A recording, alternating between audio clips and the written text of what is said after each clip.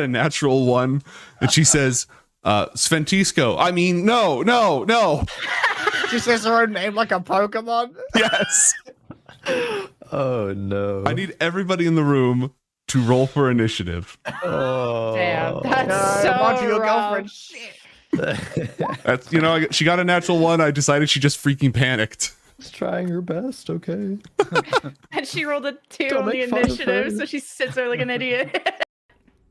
Small girls, just checking. No, grown men can live for sword, Garnet. Well, Would you like I to could try? eat a soul. I could eat a soul like a snack. But I'm more thinking practical terms about swinging this fucking massive sword. Well, what if And it turns him honestly, evil? I'm sorry, but Evil your Chad? arms are small and noodly. Excuse Mantra, my arms are not noodly. Matcha comes walking Minus back 2 strength. from the meeting. He's like, what did I just walk in on? Oh, Mantra isn't here. Huge Oh, hold on. infernal sword. Yeah, you open the door. The sword is just like covered with evil runes on the floor on a plate. And you just see Garnet going, My arms are noodly, right? Do you Right, think yo. you could live that, Zweihander? Yeah, you try it. Your arms aren't noodly, but that thing is pretty big. And evil. And apparently evil. What is that? My apologies, sir. What's your name? I go by we Harga, by are the the way. Buffomorphs. I am Buffo and these are the Morphs. Hello, Buffo, and hello, Morphs. I'm not We are going to say here it. to commune with our sacred idol. It gives us great insight into the spiritual oneness of all things. I won't say it. What's your secret idol? It's I sacred, won't not fucking say it. It's right. What is the toaster going I'm on gonna about say now? it. I'm gonna cover Zen's mouth. Don't listen to her. I'm gonna fucking say it. I'm covering Zen's mouth. I'm covering. Boofa D's nuts. Roll for initiative. If you allow it. Let's hear it. Let's hear it. Since I'm falling with the horse, Mhm. and the horse is a horse Of course. of riding capacity, Mhm. can I use my reaction to jump, since I'm mid falling, jump off the horse onto the carpet, but using physics, since I'm jumping and using force to jump off the horse, it would Mhm. now accelerate the horse towards the mirror and maybe cause a crack or shatter? Roll an Horse acrobatics bomb. check to make the jump. Oh fuck. I'm in danger. Can I make a dexterity check to catch her, please? Use your reaction and Please. make a dexterity saving throw. Dexterity saving throw. Sorry, mate. It's fake. Well, we're magic users. We don't need a fucking sword to go through planes. We just wish our way there. We're spellcasters. Yeah, I'm not thinking of the magical I'm thinking of the stabby properties. I don't have any stabby things, but Yeah, we could just blast them. and my last stabby thing I put in Mantra's mouth. That. You know? Good night, everybody. How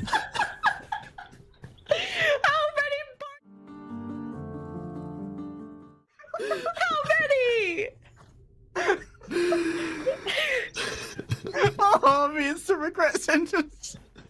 The emotional roller coaster of this episode is breaking my brain.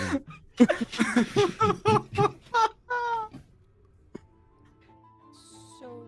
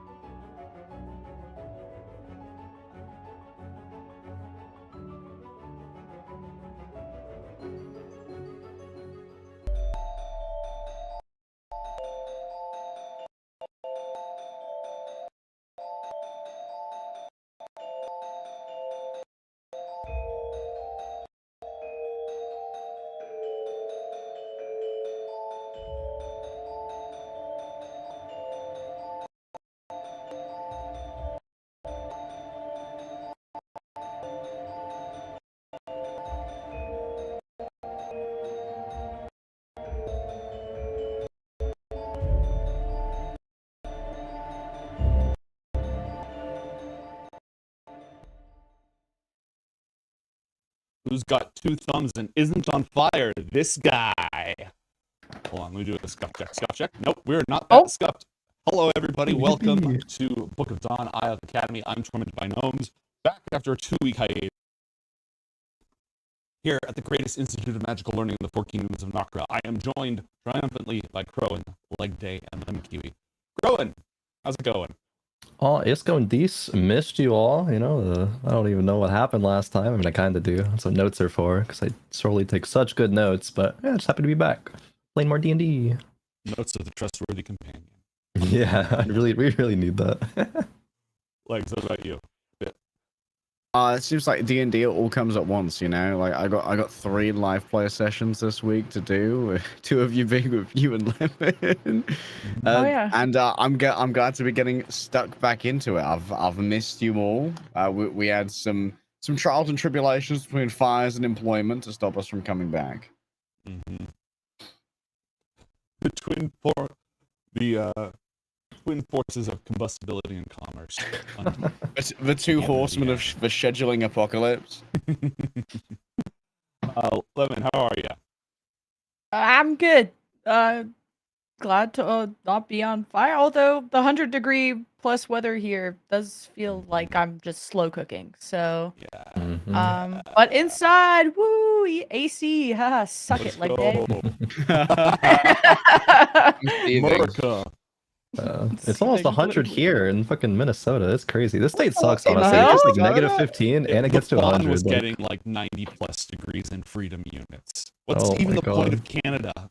Like, why does Canada even exist if it's that hot there? What's even the point of you? Useless Exactly. hats? Exactly. Lemon, did you re-up your hair recently? No, I just have my camera at a different angle, but I appreciate I it. just haven't seen you for like a few weeks. She's got the volumizing angle on. W. I have a show tomorrow morning, so I don't want to fuck with my camera after a tech check. Valid. The only thing worse than that is audio, which I hate with the fire passion of 1,000 suns. Me too. Just kidding, audio. I love you. Please don't mess with me. Okay. So, when last we left our heroes, miraculously, through the combined efforts of our young students, their study into the dark arts of necromancy, and the intervention of Zaylar, the Phoenix Lord, the Archmage, Headmaster Ika Elnau of Ioth Academy, has been given a new body and restored to life. As the Archmage, she is able to control the wells of dawn magic that rest within the Academy. This is a very, very important step to protecting the Academy from its many, many enemies. Having returned from this great festival, Elnau is still settling in. She has a new body. A lot has changed while she was dead. And the experience was transformative, not just physically, but mentally and emotionally. As she's setting back into control of the Academy, our young heroes are coming to terms with everything they have witnessed. Encounters with the divine, visions of the dead, trauma, dating, the usual. As time flows on in the month of Emberheart, the Feast of High Summer is approaching. And on that day, 2 very important events are to occur. First, the fairy games will come to an end. Second, Athalor has offered to marry a princess of the Summer Elves and is to visit them on the Feast of High Summer. Gnomes, can you check which audio device is picking up in OBS? Because your audio sounds fine to me, but on the stream it's stuttering. This is probably better. I figured this out during yesterday's stream, or the stream before that. I don't know. Audio should be better now. Let me know, chat. And as for the crackle, I will fix that when I can, at some point when we're vamping. So, the end of the fairy games is approaching, and the exact standings is unknown, but the Fey courts seem unhappy, which is good for you. And Athalor is expected to attend the summer court on the Feast of High Summer. You have some time until then, but as I've done before, where I say, this is the next big event, let me know when you all ready up, we can go to that event.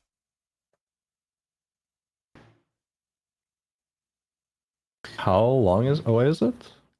Well, let's see. Where's my calendar?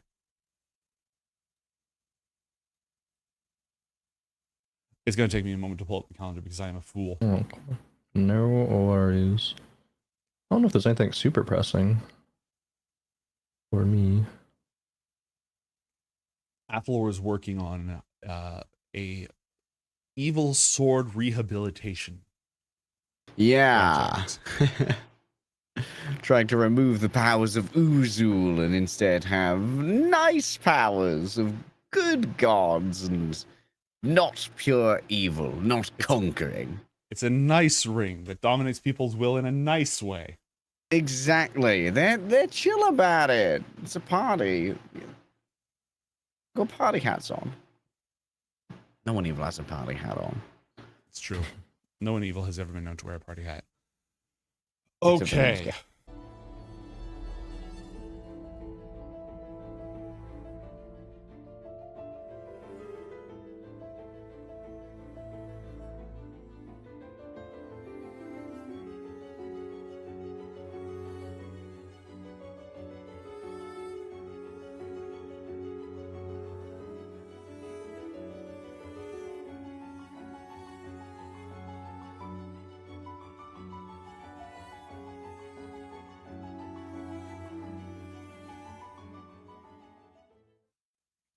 Anyways, as I was saying, 2 weeks. You have 2 weeks. Because we did a lot of downtime last time. The Feast of the Inner Flame is in the middle of this month. It's a time of contemplation, and it is a religious festival for the priest kingdom of Izizudu, who are currently undergoing a major philosophical schism. It has all the different monasteries and schools of thought arguing with each other. But that's not really on all y'all's radar. Athalor is aware of it because he reads the newspaper. But aside from that, it's not really your business. You have 2 weeks until the Feast of High Summer. That time is yours to spend as you wish. When you are ready, you may ready up, and we will proceed to High Summer.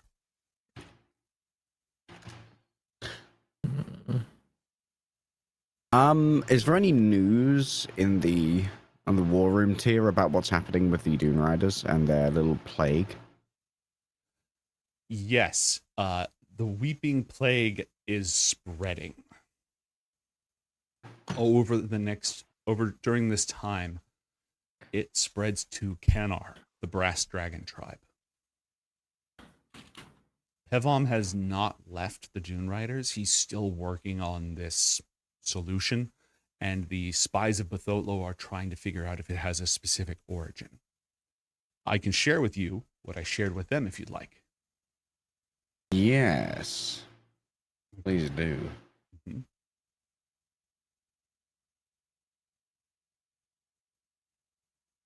Intelligence report on this. Okay. The Dune Riders face 2 crises at the moment. One is the abrupt outbreak of riots, conflict and violence seemingly out of nowhere between the Dune Riders and the Naramans, who recently took refuge with them. They're all from the same culture originally, and they should be, they're all united by their faith in Sirocco. And yet, out of like nowhere, during the month of the Bleak Omen, they just started fighting. Like everyone's temper was elevated. Something was going on there. Then the Weeping Plague. It originated in the capital. There was a survivor of the battle against Diffraxis. Woke up one day afflicted. The Dune Riders have isolated the victims to keep it from spreading, and it has not worked. They do not understand how it spreads. But it's marked by sort of these dark tears that just start leaking out of the eyes. Fatality, right? Low, but it causes blindness, hallucinations, and just immense bodily pain, and it lingers.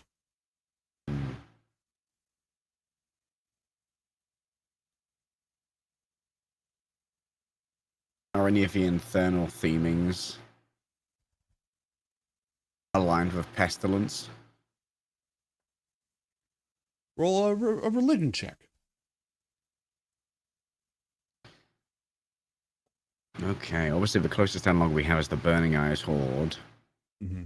Religion. But Pestilence would be most closely associated with Tillabek, the ruin that walks. Swarms of locusts, natural disasters, not natural disasters, but like diseases, mob violence, all of those are connected to, are often associated with Tillabek. He's been a busy frog these last few weeks. So it would seem. As I said, Pevom is on the ground trying to fix things, trying to help as best as possible. He is a healer, and the plague does respond to healing magic, but they still don't know the infection vector. And healing magic, it doesn't exactly exist on a huge scale. You don't have spellcasters coming out of every, unless you're in Brontha, right? Mm-hmm. And I need to check something, but I don't know if it happens before summer or after summer, but it spreads to Betholo. Uh-oh. Oh. Spoiler, plague coming. Uh-oh, Unfortunately. Betholio. That sounds bad. Okay, it's right after. So that hasn't happened yet. Don't worry about it. But it's coming. That's for worrying about later. Exactly. That's a later problem. So, what, if anything, do you wish to do for the next 2 weeks? And I do have another plot event that happens after 1 week. Mason. They should give you 2 weeks, but go ahead. Mason would be spending this time trying to gain more precise info on Conscare's location, just info about the area, talk to anyone who's like been to the jungles over there, and try to use more like specific divination magic to hone in on Conscare's location, like not just legend lore, but I don't know, things like, you know, commune, maybe that spell, or like just like scrying stuff. For the Okay. area. Go pick, if you have any spells in mind, go ahead and pick, because they usually require yes/no questions. I will also allow you to make an investigation check to rifle through the library, or a history check to see what you can come up with in terms of geography. Let's first go, I guess, with a let me look at my sheet. What am I better at? Let's go at, same either way. Let's go with the history check. I was leaning towards anyway. 18. Okay, not bad. So, well, I guess I'll circle for myself too if I'm ever like you know right, doing fair research on stuff. So 23. all right. So the tieflings who dwell in the area that is now Cambernex. Cambernex is built around a series of volcanic mountains, which they use to power their various machines. Most designer cities are built around some kind of a power source. For Diffraxis, they have the elemental rifts beneath the city, and then they built the lenses. For Cambernex, they were built around these volcanoes. When they took over, they started by triggering eruptions somehow. They were ready for it. Whether they triggered it or it was just a spontaneous reaction to the death of Arakura, massive pyroclastic flow, poisonous clouds that swept out, just like spread in a wide area, wiped out the population that lived on the mountain itself. But the vast majority of the population was distributed through a lot of different places, isolated villages, but the occasional larger city. If there was a really nice fresh water source in the jungle or a place that was clear that they could build around, they would build some cities. So there are some beautiful architectural ruins and monuments created by the tieflings in that area. Many of them have probably been taken over by the designers. But your research indicates that at least one of them was north of the volcanoes, which would have been along the path, and it vanished. You don't have a precise location. You know it was sort of on the path from Cambernex to Oryx, and the whole city just disappeared. Oh, the city just disappeared. And it was like ruins of a city, or like an actual just like full It was city inhabited. was still going on. So It like was- all the cities were inhabited at the time of the death of Arakura. It was the emergence of the designers who tried to drag them back and mechanize them in order to basically assimilate them. The tieflings that drove them out, along with the volcanic destruction. So, it's likely it exists somewhere on the path between those volcanoes and Oryx, in a city that has vanished. Okay. Is there any specific magic you wish to cast regarding this? There will be, but if anyone at the academy has the commune spell, would do that, which is 3 questions. But I don't know the questions right now, so we'll get back to that. Yeah, we can move on. That's fine. Yeah. If Marjo's sharing this research, Yeah, I definitely would. I thought, was there any kind of event that happened that got noted down after the eruption, like say a flood, or they said a whole city disappeared, right? Yeah, something you mean to explain why the city disappeared? Yeah, but I'm my mind's going to when we're in that underground cavern on the dark ice, you know?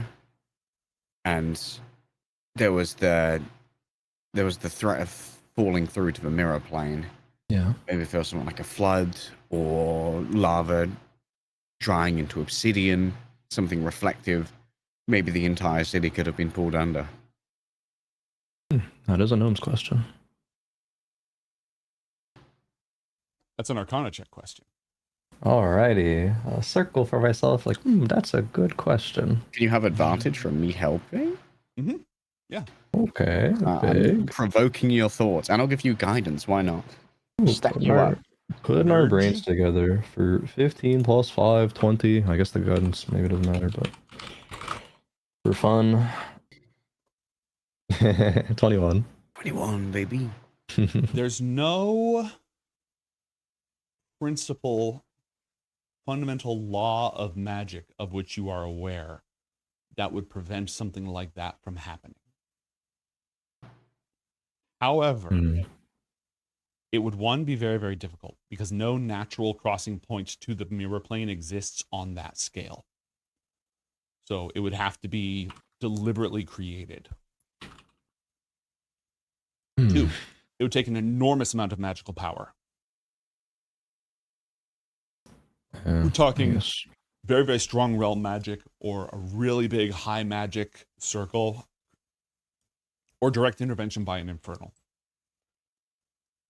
So you believe it's theoretically possible, even though there is no historical evidence of this ever happening. Finally, the spells and divination that the Academy has performed thus far does not say that Conscare is in the mirror plane. It says he's in Cambernex. Okay. That is all the information I can share with you at this time. And is Cambernex the city specifically, or is it like the area? Like specific area? Both. Designers, so like Okay. Diffraxis is the city, but Diffraxis controls a bunch of territory around.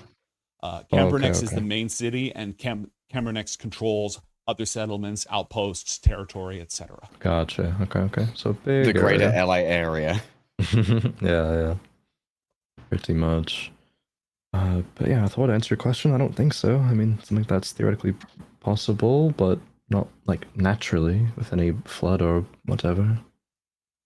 Fair enough. Just wondering how an entire city could go missing. It's a great question. Athalor, I will tell you that while a flood or massive polished obsidian thing would not automatically cause such an event. It could be used as a catalyst for it. It could be used to form a gateway that big. But the obsidian would have to be like perfectly smooth and polished. Hmm. And most of the time, mirror plane doorways can't appear in water.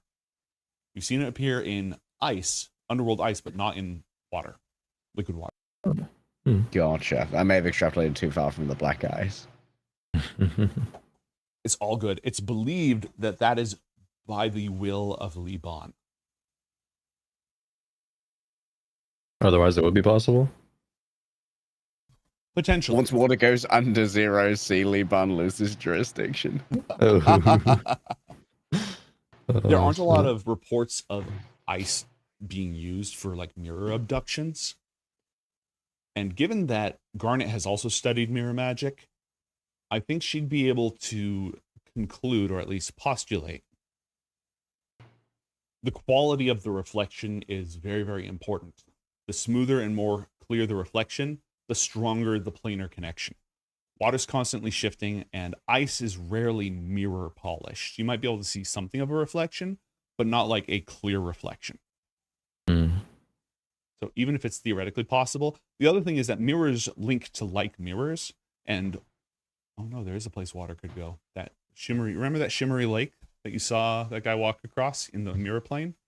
Oh, yeah. A water portal to the mirror plane, if it existed, would probably go there.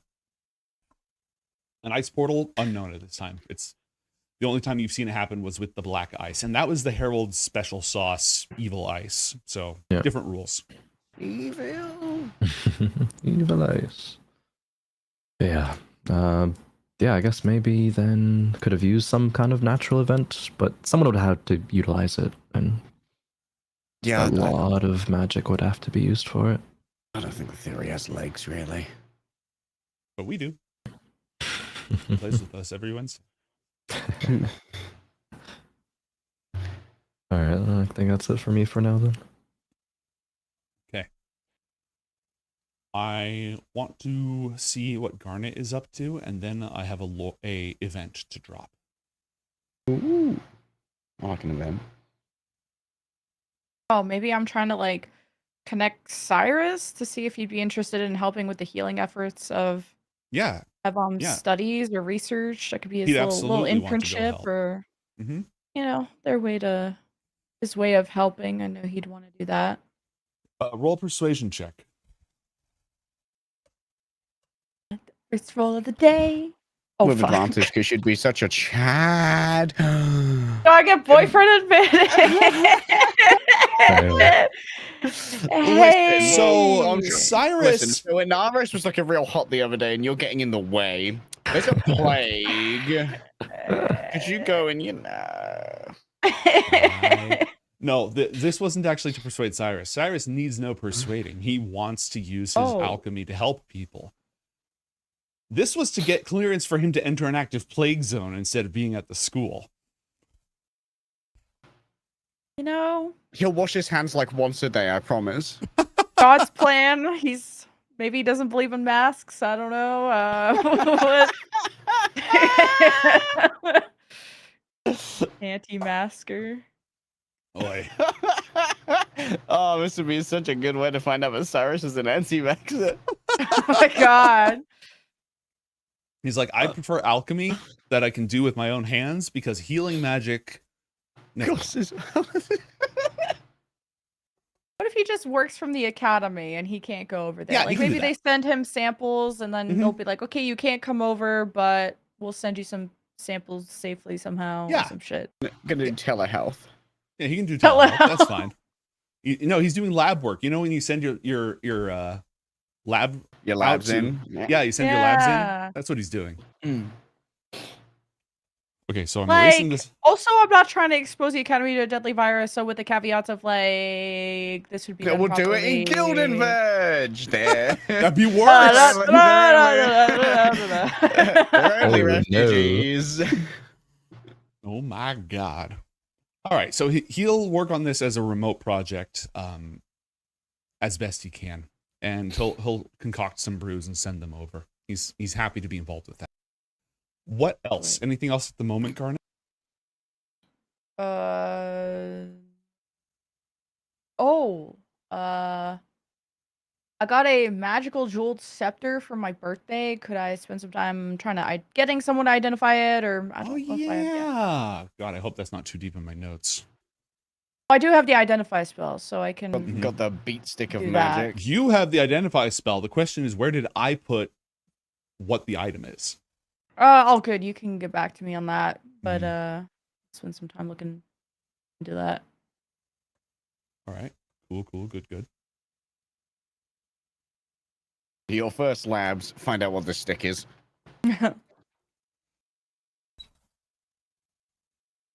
All right. Until I find something. Oh no, here it is. Yeah, here it is. It's a rod of righteous fury. Oh yeah. Appropriate. Like as in like if I look that item up, it'll come It up. should pop up, yes. Well, maybe. Right. I don't know. Let me see. It might be some third-party nonsense. Okay. No, it's not in the compendium. And this is a modified version because normally it's a beating stick. Like the rod functions as a mace. It's a +1 mace that deals +1 fire damage, and once per day when you hit a creature, you can smite. Oh hell yeah. As if you were a paladin. So yeah, it's a beating stick. And because you're a warlock, you can burn your biggest spell slot to do maximum damage with it. And if it's a fiend, or if the target is a fiend or undead, you get an additional D8, just like smite. Cool. If that gets added to the compendium, you drag it to my character sheet after this session. I can't add it to the compendium, unfortunately, but I can put it in the journal. Okay, cool. Just so I know this stuff. Oh, sweet. There you go. And he doesn't care if you actually use it. It's a gift, right? Like if you don't attune to it and you just carry it like to assert dominance, that's fine. Oh, okay, cool. Yeah. It's my dominant stick. I'll put it like maybe have like a little hook under Crowan's painting that he got me, and then I'll just put like There we the go. scepter at the bottom, like a cool holder. Ooh. Yeah. Oh yeah. Fancy. And in case of This is my emergency, you can shrine to grab it. me. I was gonna My say mini exactly shrine. that, Legna. I was gonna say exactly that. Oh lordy. Behold my stuff. Anything else, Garnet? Okay. Athalor, Yes. you have received a flower in the mail. Ooh, what kind of flower? It appears to be a water lily. It is folded up, like closed, like a bud. And it's large. It's as big as your hands. Like an invitation?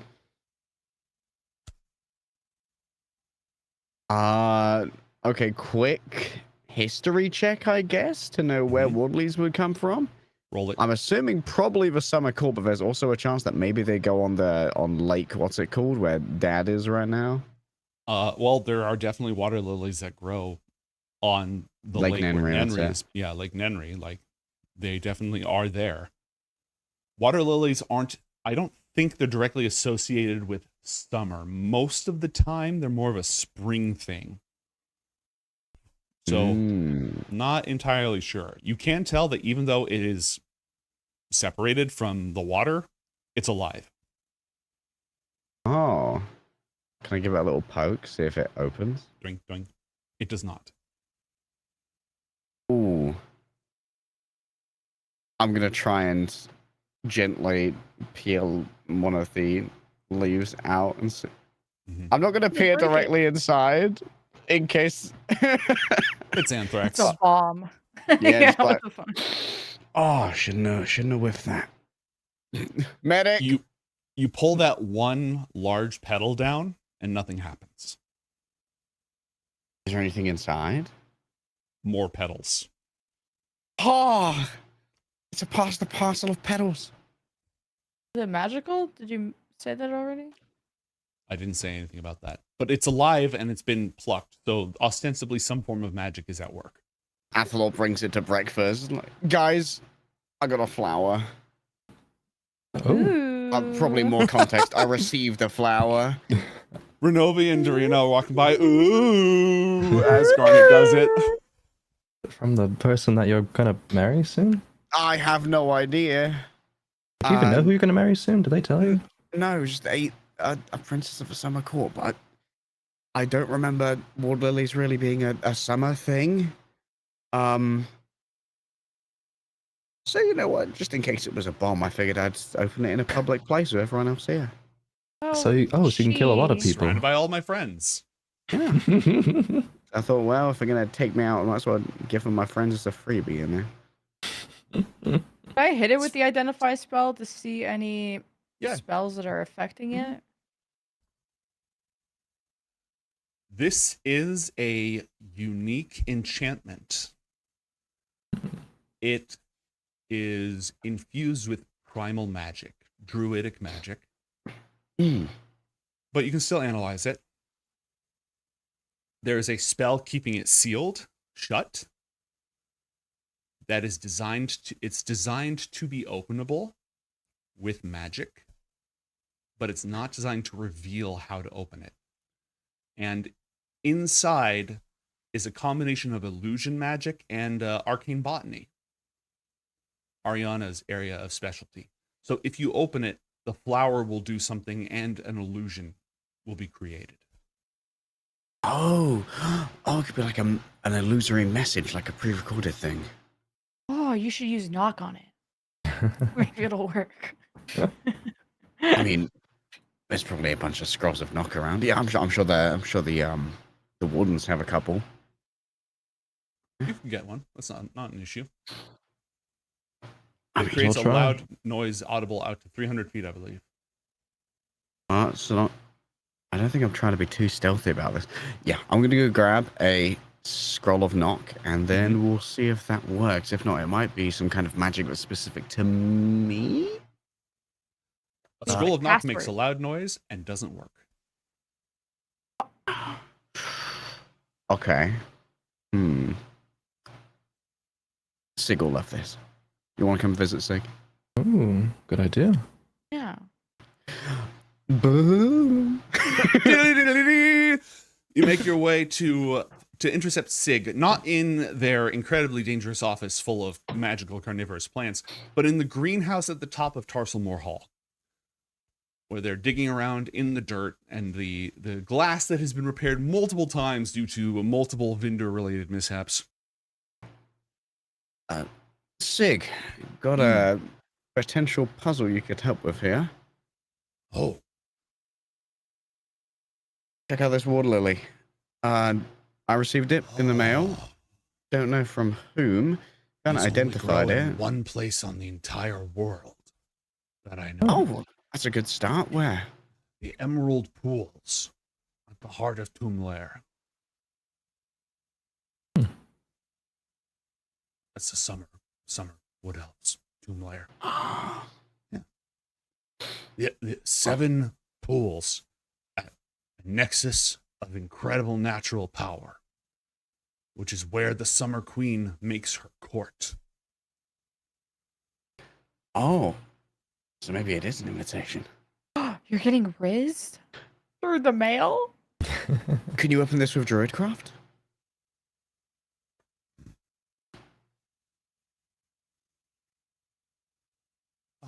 It needs life. Life.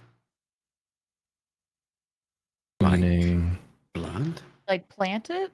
Oh, we went 2 different directions. You know, I was really hoping that those would have been reversed. I felt like that would be more on brand. Yeah, right. Vital energy. Either of those might work. I can do it, but if it was addressed to you, maybe you should do it instead. Yeah, I can. Can I borrow your trowel? Yeah, here. Okay, maybe you can do both. Plant it and then give it blood. Oh yeah, I'll just stop bleeding into the greenhouse. Sure, I will. Oh, you don't mind, Won't be see? the first time, won't be the last time. Athalor grabs the trowel, just makes that's a little hole. Is there a like a stem to this thing, or is it like flat bottomed? It's got just like drifting roots that are sort of curled up at the bottom of it. It's a water lily. Okay. Oh yeah. Here. So you can get you a ball. bucket. And A some bucket, water. a ball. Yeah. There might be a cool place Oh, at there's the top. probably a nice fountain as well somewhere. Yeah, it's been a while since I looked at Tarselmore Hall that way. There's that memorial fountain as well that we can go to since we're on the roof Yeah. anyway. Where they had that funeral. Oh yeah, look at that. We got a little lake up there. Yeah, so here's the greenhouse on the roof, and then there's another layer above it, sort of above this botany classroom. And there's a little garden in here, there's a bench, and there's a pool. Yeah, we went up there once, a long time ago. Yeah. I'm constantly kicking out kids who are trying to make out there. Not like... It's glass, people. You think you're sneaky, but you're not. I'll just put it in the pond then, and should be fine for a water lily now. Yeah. And then just start bleeding afterwards, you know? Just like put the water lily into the pond, get a step back and stare at it for a moment. The tangled roots beneath it start to spread out into the water. That's a good sign, right? Mm-hmm. Need something else, though. Like I said, I Druidcraft, my art might be able to do it. But this seems personal. Yeah, probably is. And I was really hoping that I wouldn't get cut today. Fine. Wouldn't be the first time, won't be the last time. Athalor takes out one of the +1 daggers we got for something or other. Just gently cuts open, like just into the palm a little bit, and puts a couple drops of blood into the pond. Sorry about your pond. And then Dad's getting potion. As the drops of blood flow onto it, I don't remember what kind of flower it is, like maybe a rhododendron or something, where it's mostly white but has these like red stained veins sort of running through it, this beautiful stain pattern on it. As your blood drops onto that, it starts absorbing it, and one of those patterns forms across first the outer petals, and they slowly unfold, and then the inner petals, and they unfold. And the whole thing, when it unfolds, is like as big as a dinner plate all around. As it opens, light begins to trickle upwards from the center. Almost like a slow motion fountain of this brilliant sunlight.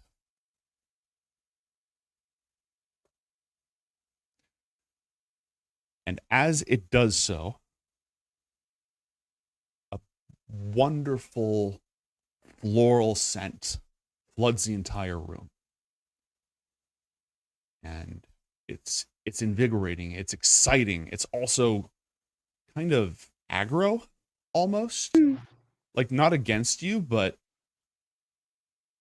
this adrenaline rush that makes you want to, like, be assertive and go do the thing right now and take on your enemies. And as this light and the scent continue to flow outwards, a voice speaks from within in the Elvish tongue. That's not the button. Where's my fucking button? My buttons. Can I get some of that executive function gas? You got any more of that? I wish. Start selling that shit. Need that. Let he who is born of day and night bring 3 gifts to our court. Let him be told nothing else. Let him choose as he sees fit.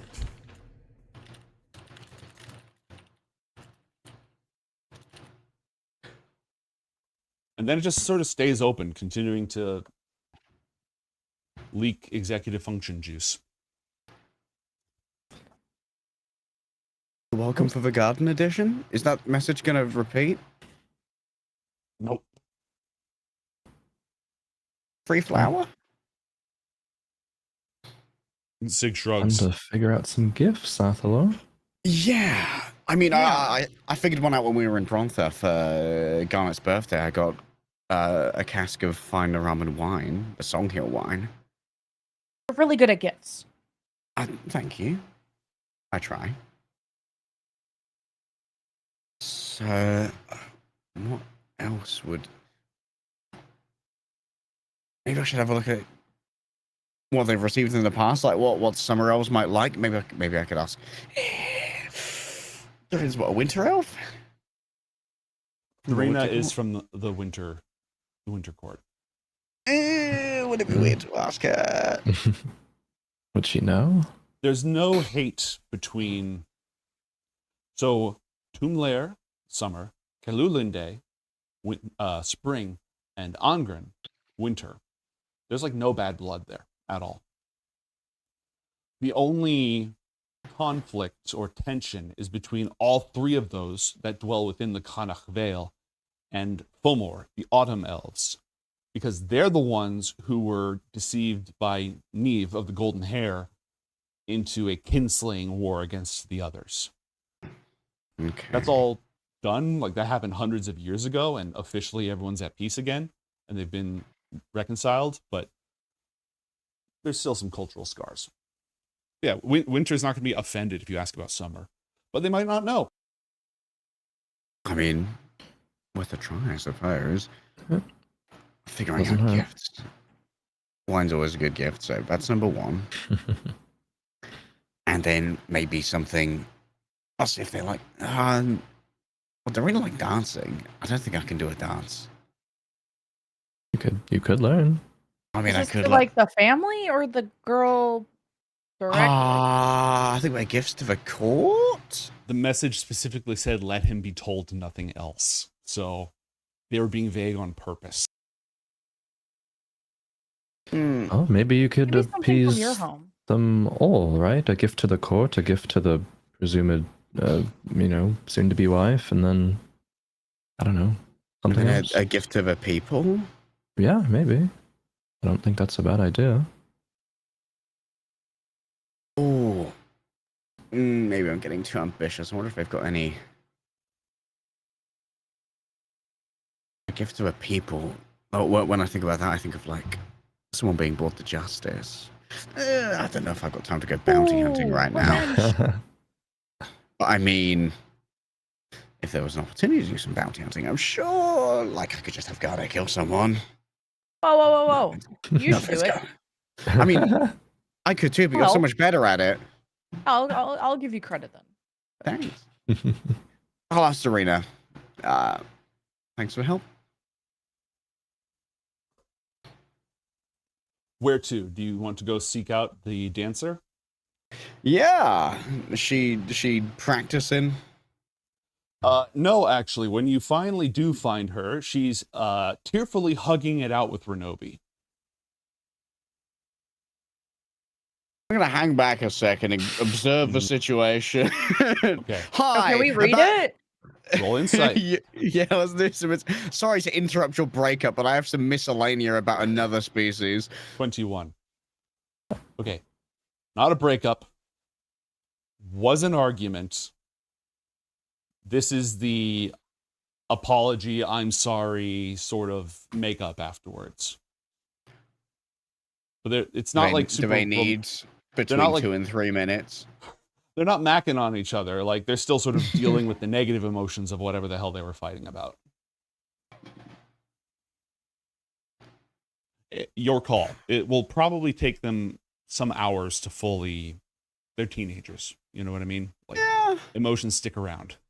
I think just giving them like 3 minutes or so. Surely they'd let go of each other eventually. Don't want to come and like peel them apart, you know? Hey! Sup. All right. After a few, Dorina, they kiss, and then Dorina is off to go take care of something. She's clearly relieved, but like has been crying. Hi, Doreen, mind if we walk and talk quickly? What? I was just hoping to get a little bit of insight into elven hospitality, common gifts. Bother somebody else. You're my preferred source. Roll persuasion check, please.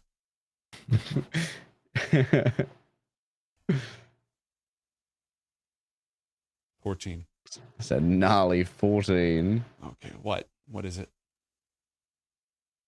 So I'm gonna do a, I guess, state visit to the summer court soon, and I've been told to bring 3 gifts via, I don't know, flowergram.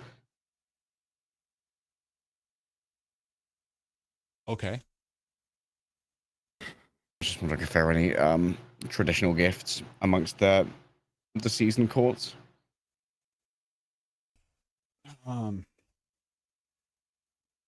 A gift should be beautiful. It should be personal. It should represent giving a part of yourself to the other person. A part of yourself that, or a part of your home, something that represents you or connects to you. If it can be useful, great. But it needs to really symbolize gift coming from you.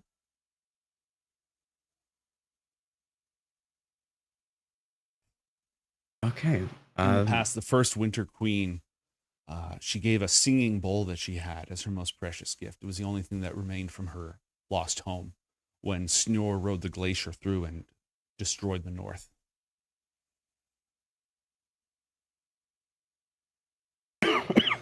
Do you know if the summer elves do much forging? I mean, yeah. They're all right at it. Oh, one of the things I have left over from home, the Nakasa Tenera workshop, were some precious ingots. Maybe one of those would. No, that's just a thing. It's not. I'm sure they'd like it, but if it needs to be like a courting gift or something really, really important like that, it needs to be more personal. Stream went down. Oh no! Oh, infrastructure. I love California. I love California. We're green again. You know what's weird? I had 15,000 kilobits for a moment. Surge data. When the stream was down. Don't know why. I'm glad that the fundraiser stream tomorrow, I'm participating and not spewing it out of my house. I don't want to get anxiety. Anyways, that's where she is on that. Okay. Something personal that's not just a thing. I mean, if it was an object, if it was something that had been made into something by someone you love from a place you love, that'd be different. But it's just raw materials.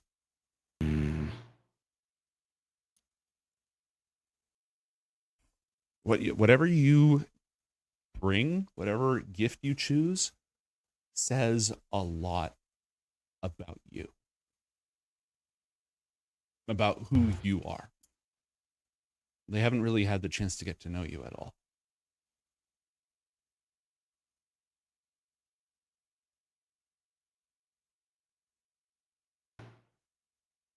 Okay. I'll think on it. Thanks, Dorina. Sorry to take your time. No, it's fine. I'm glad I could help.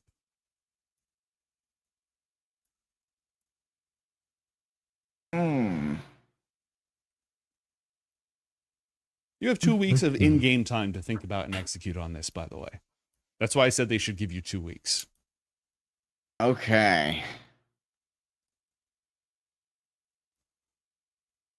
Why don't you? Well, do you have a train of thought? I don't want to interrupt if you do. I'm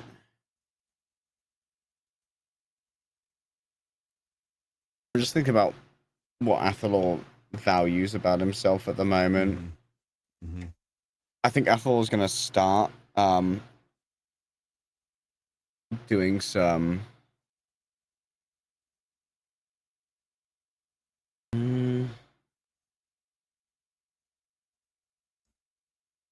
I don't have many ideas at the moment. I'm thinking.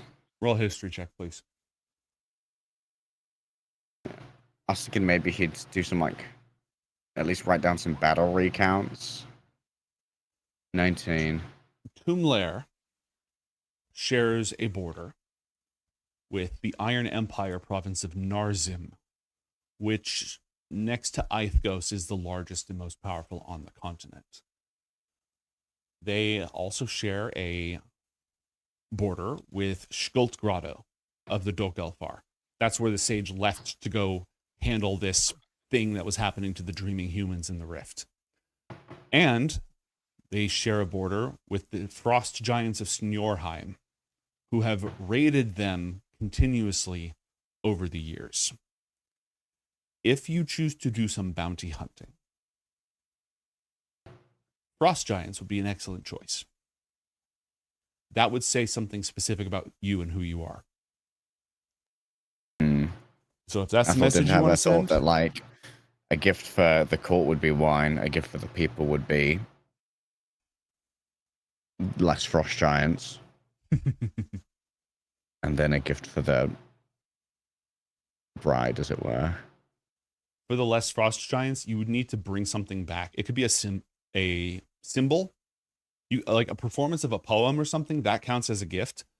But if you just showed up and said, "Hey, I cleared out 10 frost giants, you're welcome," like you need to bring back some sort of symbol of that, to serve in the place of the gift. Like when you give somebody a IOU coupon for one massage, or one night out at the disco, or whatever, or the 7 scalps. Exactly. I want my scalps. Everyone loves scalps.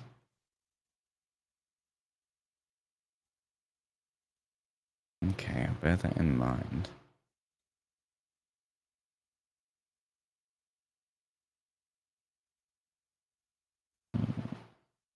And I'll double check to see what other events I have. But the next big event I have is taking your gifts and going to Tumlair. Oh boy.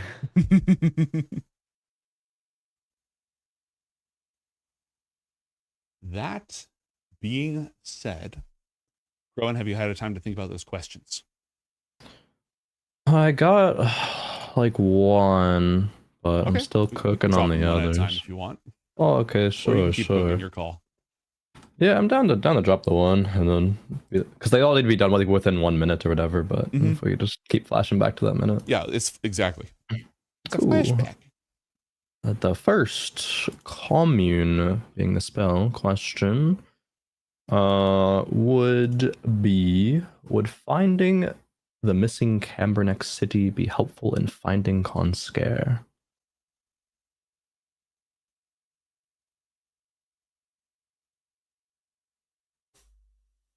Yes. All right. Sounds good. Okay.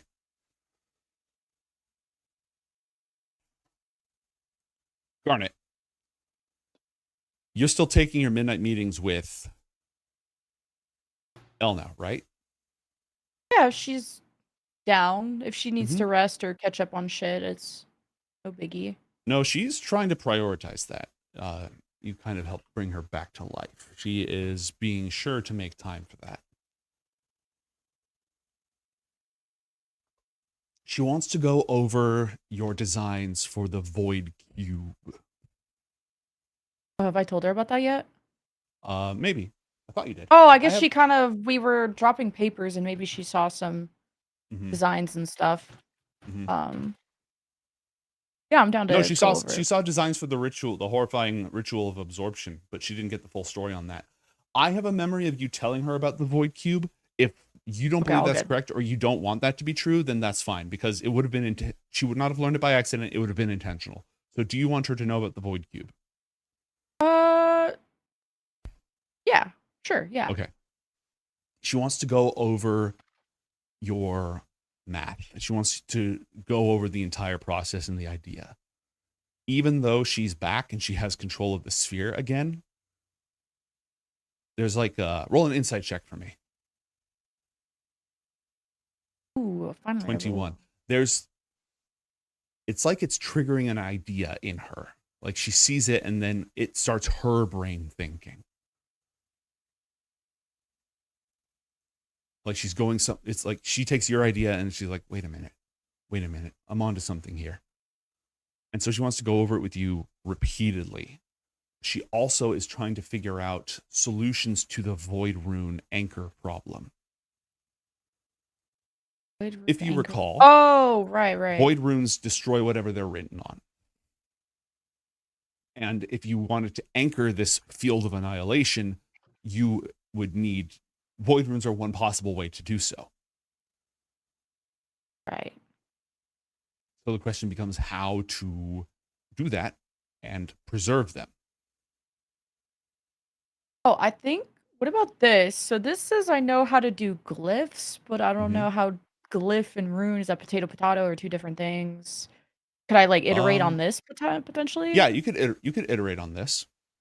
So effectively, you would have to find a way to replace you concentrating on it with something else, because you can concentrate on one void glyph at a time. And this would require like a bunch of void glyphs or Okay. one really big one. Okay.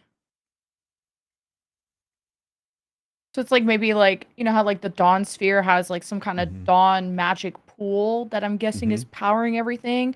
Would there be Yes. a way for us to generate basically like a void pool like to power it? Or I don't know if that would work the same way. Roll an Arcana check. Void is just absence.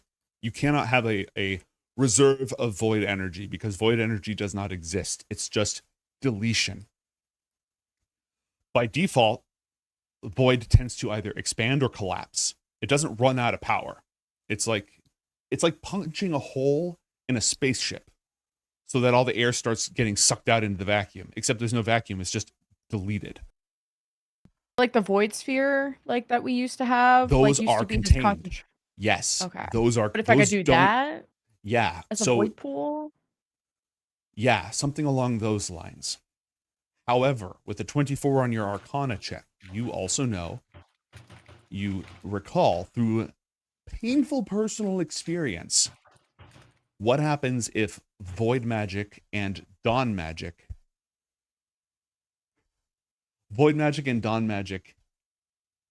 interact. There is a destructive reaction, and the output is shadow. Light and darkness create shadow. So, getting this void pool to exist inside the confines of the sphere for you to be able to activate it afterwards introduces complications. Because if it sort of emerges from below, it has to emerge outside the sphere, the golden sphere entirely. And if it does that, it's going to slice a hole in the crust of the earth underneath it. You know what I mean? Right. It's almost like, and Elna will ask you during this, it's almost like you want to create a hollow sphere of annihilation. Yeah. Mm-hmm. And a huge one. Yeah. Unless there's a way that I could maybe like maintain it. I mean, there's always the worst case scenario of being able to maintain it daily or monthly of just like, you know, people would do like rituals to get the rain going for the summer. And it's like, oh, I could do like a ritual to like strengthen. Yeah, they did that in like Final Fantasy IX, where they like would do a ritual to like reinforce the sandstorm that would protect their city. And it's like, maybe that could be an option. Do you envision this barrier being constant, or in case of emergency activate it? say constant, but I mean that's best case scenario. Mm-hmm. Yeah, Work If you- backwards from there. it would be easier to have it be activated and then deactivated for a variety of reasons. One, just stabilizing it and maintaining it. Creating a sphere of annihilation that is 2 feet in diameter. People don't know how to do that. You did it by accident once, but like people don't know how to do that. Elno does not know how to do that. Maybe Mirik knew how to do that. Seosh definitely knows how to do Advancements? that. What was that? We've been spending a lot of time learning how to make Sphere of Annihilation, so maybe we're I don't know how close or far we are, but Okay. getting there. Roll another Arcana check. He's 30, 30, 30. Fuck. So no 30? 30, 30, 30. Fuck. So no 30? So no 30. No dirty 30. The fact that you did it on accident, just spontaneously, is very confusing. My Which is poor not- stream. It's It's back. back? Okay. Anyways, the fact that you did it as a child on accident defies all the research that you've been doing so far. Because what you've learned is that a sphere of annihilation is effectively a pocket of void that has been isolated from the rest of the universe by a very thin layer. Effectively, it's almost as if the emerald tablets that govern reality have encapsulated it like a foreign object in the body, like a scab or something. Except instead of that scab consisting of scar tissue or physical material, it's a gap. Not void, just a gap. And because of that, it sort of rolls through reality. It's not so much that it's surrounded by a protective barrier, as much as when it moves, sort of the world wraps around it to avoid touching it until you force it into something. That's the only reason why it doesn't just like constantly delete all air around it and destroy the world. So So I'm guessing there's no way to do like instead of like creating void that I just like surgically cut realities so that it's void? Because you're saying void is like not reality, not it's like nothing? okay, surgically cutting reality is not out of the I question. kind of did that before. You kind of did that before. Athalor has an infernal sword that cuts between worlds. It doesn't use void to do that, but like this is a known principle. In fact, oftentimes void magic can't usually create anything because all it is annihilation. The way it creates, it's kind of like taking a, you know how they say you sculpt an elephant from a block of marble? You take the block of No. marble and you chisel away everything that doesn't look like an elephant. Oh, okay. Yeah. Void can't create the block of marble. It can't create things, but it can cut things to change them into something else. So anytime that void magic makes something, that's what it's doing. When you summon your Voidborn, it's actually pulling them from elsewhere, which is kind of like cutting a hole in reality. When you start bringing this up, L now shifts into a completely different line of thinking because this introduces a lot of other possibilities, a lot of creative uses for void magic.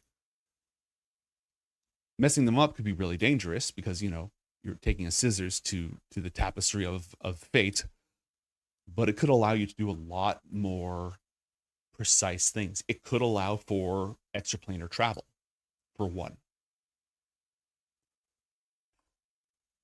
It might allow you to create a stable... Go ahead. I remember doing it when we were fighting some maze fuckers in the Elven court. I remember like tearing a thing in reality and shoving it in there. I Yeah, don't you remember. fought an algorithm. Yep. So there's math like, Math monster. we Yeah, did that so- once, just less surgically. So Right. You've created a black But hole on whatever's accident, safest. and you've done I'm not that trying to- before too. So what would you hope to accomplish with this void surgery?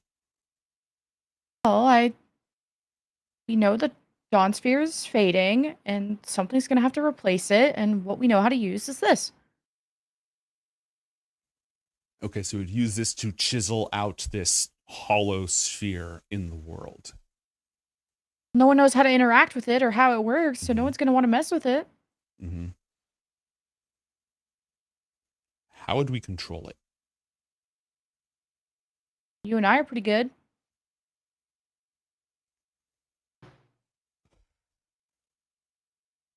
I'm tapped in directly to the sphere, to the dawn power that we have.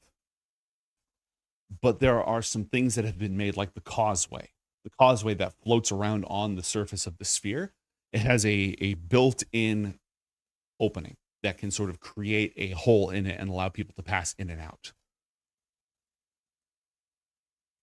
I was going to say that if we do this, we'd have to start teaching void magic seriously here, because people would have to learn how to work the sphere. But it's not that different from the situation we're in now, where dawn magic is so limited and only the archmage can control it. Well, don't you think that would make us less expendable? Make us really important? What makes you think we're expendable? Do you feel expendable, Garnet? You just died! That's not the same as expendable. Well, you were expensed, so I... No. The archmage made a decision that put her in a position where death was the best option. No, The no, okay, I Academy- don't want to get into that. The But point is, the Academy didn't throw me away. Yeah, but That's what expendable means. also, I was I not just, expendable. I would, if you die again one day, which I don't wish upon you or anyone, well, Thanks. most people, that I could be up next to help take care of things while you're gone. I could be like in charge of the void department or something cool. Let's try to do that in like 100 years. Oh, okay. The part where I die and you have to step up, all right? Not the void department thing. Oh, okay. Would we, I mean, this magic is so dangerous. We've seen warning after warning about it. Oh yeah, the sage would not let that happen. But Forget the sage, just our own choices. Would it be wise to spread this magic around and have a whole department dedicated to it? well, the department being me only, and you. Well, you're going to have to train a replacement too. Well, that's why I'm trying to make friends with other mask wielders. Those mask wielders were trained by Merrick and other people Merrick picked. I don't Yeah, trust so were any we. of them with this school. Yes, you and I killed him. We're the only ones who did that. Therefore, we're the only ones who I know are involved in some long-reaching plan of his. The rest of them, we don't know anything about them. We can't recruit them. Who knows what they're up to? Who knows what long-running plan of Merrick's they're involved in, or even above Merrick? Well, like, look, I don't really have a long-term plan for this. I'm just trying to keep us safe now. Mm-hmm. I'm not saying you need to have a long-term plan for this right now. I just want to make sure that you're thinking several steps ahead. If you're going to be in a position of real authority someday, Garnet, you're going to need to keep an eye on the big picture. Well, it's less about the glyphs and the runes, and it's the fact that we'll just talk about this later. I don't think it's gonna work. So, but I'll keep looking into it. Okay, good. You did. This is good work. This is really complicated. Thanks. Yeah. All right. Holy shit, I just thought of something that I can't tell you. Oh, Oh, when we roll in good. that 20. Well, here I go, Roll an not knowing that intelligence check. fucking thing. Roll just a flat My intelligence check.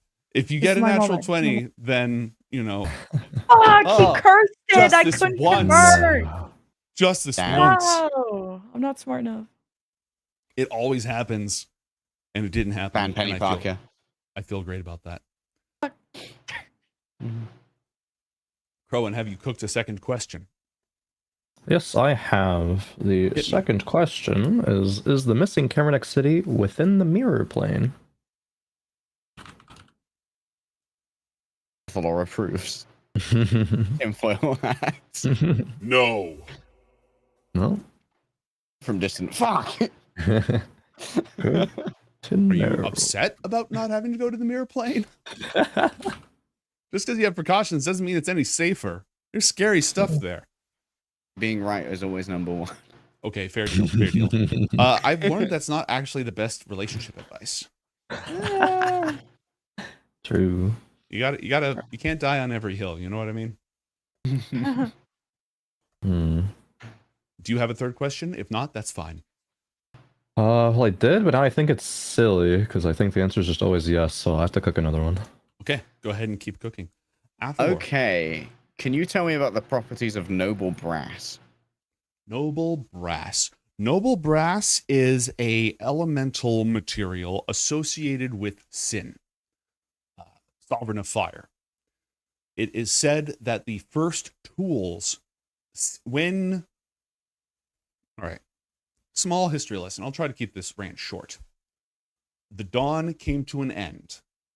The first mines became mostly the elves and a few other entities. The sovereigns created elementals. They created the genies and they created the titans to set up the new order of the world. As a consequence of the new order of the world, new life came into being and new minds. Minds that did not exist during the dawn, did not remember the dawn. Mortal species. Oh, the sovereigns created dwarves too, by the way. But that's neither here nor there. They did not create a lot of the other sentient species. They sort of arose as emergent properties of the Emerald Tablets. So when the first minds arrived as elves, they had to learn the rules of the new universe, but they were already thousands of years old. They were good at figuring things out already. So a lot of civilizations were essentially uplifted by genies, by dragons, and some of them directly by sin. It is said that the most powerful genie lords of fire, Ifrit, have implements of noble brass, and that the first tools sin gifted in sort of a Prometheus but not getting in trouble for it role to other people were made of noble brass. It is extremely, extremely durable. It is completely fireproof. It is magic, just as sky steel is magically associated with lightning, thunder, and air. Noble brass is magically associated with fire. It's easier to enchant a noble brass piece of equipment to be fire resistant or of flame. It is also more resilient than normal brass, but you wouldn't necessarily want to make a sword out of it unless you really enchanted it to make it stronger. Okay. Does sin have a summer connection like we would say that summer is fiery? Indirectly, yes. Summer is associated with life, south, noon, fire. And since noble brass is resistant to heat, how is it forged? Very carefully. Incredibly white hot fire, like dragon flame, volcano, stuff like that. Or by secret magical means known only to Sin and his ilk. Or, spells. There might be a shaped metal spell somewhere. Yeah, shaped metal might be more useful. I'm cooking on the gift for the bride. Thoughts on perhaps fashioning a wedding tiara with out of a noble brass ingot and then using Athalor's gyre patterned cape as a wedding veil. Ooh. Well, the Dungeon Master thinks that's cool. I can't tell you what Tomb Lair will think about it, but the DM thinks that's cool. Mason also thinks that's cool. That's one of those items that, like, 1,000 years later is an artifact, right? Like, it might not be now, but yeah. It gets enchanted by deeds rather than on creation. Yeah, exactly. I have those rules. And that is a thing that can happen in a Nakra. A non-magical sword that is used to kill a powerful being or a feat of true heroism can become enchanted. Killing enough dragons, dragon blood starts to soak into the sword, you know what I mean? Be becoming in clutch of the consulting. Also, I thought I was gonna try and get a moment of FaceTime with Antamola, asking about potential Frost Giant raid. If there are any upcoming training excursions.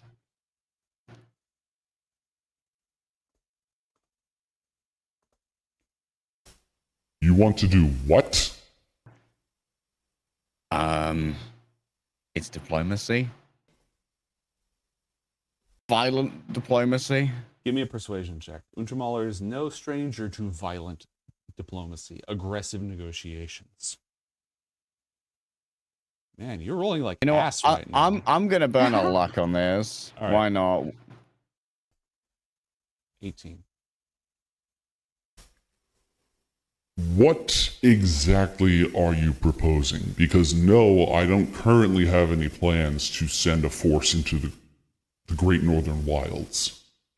Again. The kingdoms of Tumlair asked for a gift before I present myself, and I thought that since they asked for 3 gifts, maybe there'd be a gift for the court, a gift for the bride, and a gift for the people. And they're constantly raided by the Frost Giants. So I thought that maybe a gift for the people could be hitting some near the border.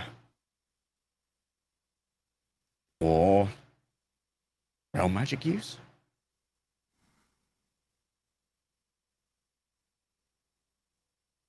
We need to be extremely careful with how we expend our resources right now.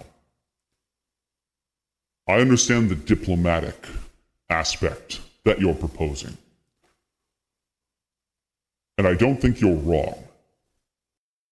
But we need a very clearly defined scope and scale to this.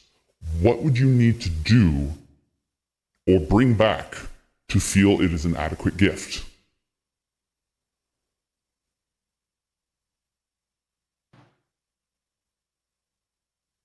Give me a day to research their culture. Maybe there's something like a village banner. I don't know if they live in villages, if they're nomadic. Maybe they have like a leader's crest or something. Good. Precise, measurable, not getting us into a war with an army of frost giants. Good. Ideally. They would not care for these climbs anyways, but if we rile them up, they could take out their wrath. Angrin is paying them tribute to keep them at bay and offering to help them find food and other resources in their wasteland. Tumlair has no such agreement at this time. Anything that we do could upset that delicate balance. So do your research carefully, please. Nope, he didn't say no. None of that was a no. Can you let me know if there's any news of ongoing raids in that area? Maybe the easiest way to do it would be to intercede. I'll do what I can. He will reach out to Tumlair now that he's no longer acting Archmage, he's back in his role as General/Grand Diplomat. He'll do some outreach just to get the latest on that. Yeah, interceding on an active raid would probably be the best in terms of limiting scope, but... Alright, time for Athalor to hit the library and see how the Snjorheim Frost Giants live. What's their society like? How big are their groups? Well, you have already learned that they live in a society, and so do we. And in our society, we have to take short breaks in the middle of our episodes. So don't go anywhere, folks.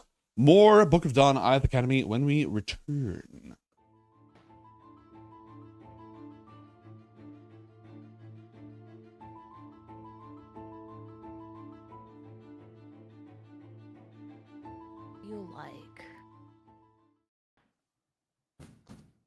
Do you smell anything? I don't know if if it's what I'm smelling, but it often smells a little bit like baked goods. Well, that sounds lovely. That Like, does not. like cinnamony. Ariana, no. It's called the Hungry Dark. Not hungry for the food. It's hungry for dark. But it's weird that it smells like something good. If it's Wait. supposed to be bad. Are you hungry dark affiliate too? Ariana? Huh?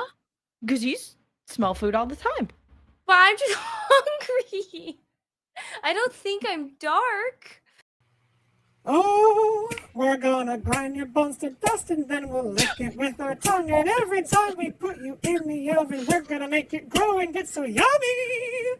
It's gonna be good. We're gonna be tasty, just like we should. You're gonna die. Think so. Oh my god! It's hot! Oh, I'm gonna stop you so. Oh, it's so hot! I don't like this at all! Genuinely scared.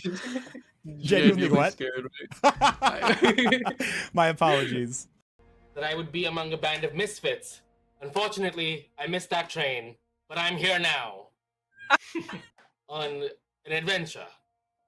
My abilities include licking my butt and stretching. That's all. You will come in most handy. I don't need hands to do that. You want some Zaza? What's a Zaza? I would like to sit on the saddle of the cavalier and misty step myself onto the horse. Oh damn! That's what, you got that for your birthday. What the actual are you doing? I'm riding a horse. I'm Dude. on a horse. You're on a Gracie horse, but you're on a horse. I'm on a horse. Okay, you teleport onto the fiend, this burning horse of evil, with the saddle, which wraps itself around. And according to the saddle of the cavalier, you can't be dismounted against your will, and attacks against it have disadvantage. And I'm gonna talk to it in Infernal, because I know Infernal to try and have the horse be friends with me. Great, now I have to roleplay a horse. Your last saving throw. With a third success, you are back up with 1 HP. What will you do with it? I cast sleep at 5th level. You have more than 57 HP. Do you have more than 57 HP? 44. I'm gonna get you. Okay, there's a hunter's mark on him. Spend that inspiration and go ahead and drop that spell in the chat. I don't have any. Yeah, you do. It's okay. You have I one. do? Yeah, you have one from chat. You can burn it. Friendship. Yeet. Okay, so he has to succeed on a strength saving throw. He's a pretty strong guy. Well, Not you know one. what? Fuck it. What if you don't? Oh. What if you don't? She's the most powerful wizard in history. I can't believe I'm using my last legendary resistance on a freaking level 2 spell. Ariana's the goat. Okay, legendary resistance. It is easy to see it more accurately from outside of the situation than inside of the situation.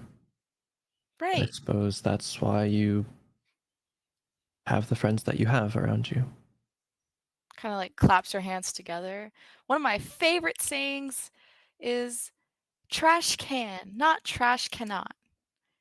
So just do it. Didn't realize your level up gave you an extra level in philosopher. Don't let your dreams be dreams. I honestly have very little confidence in saying I understand what you mean by that. Okay. Just Understandable. Have a nice. Okay. Roll an Arcana check for me, please.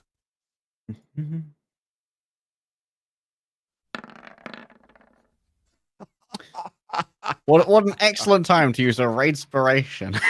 Yeah, let's just go ahead and knock that one off immediately. Oh, we're starting strong, boys and girls.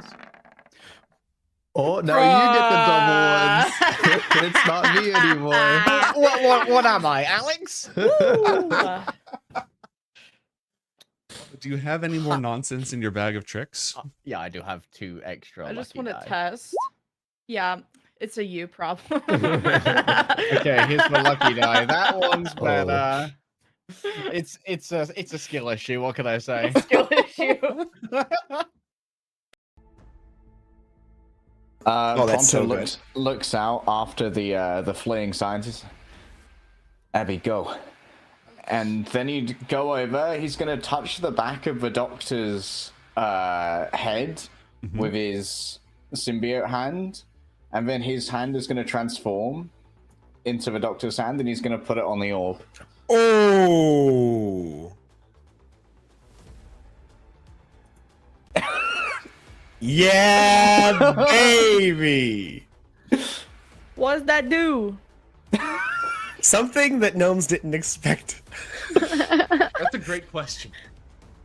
This cat one-shot is the most heinous betrayal and morally compromising action I've seen in a campaign, and I've run supervillain games. No, but like, what charisma? What am I doing? Wisdom saving throw. Roll a wisdom saving throw. I swear to God, I'm gonna murder you, Maddie. Okay. Okay. Okay. Wisdom. Fuck me.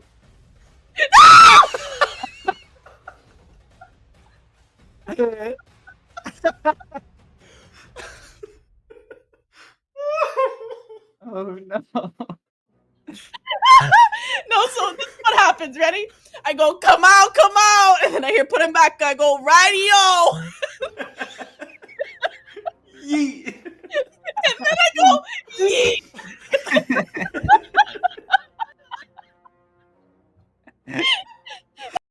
Alex melts away and vanishes, replaced by Cyrus.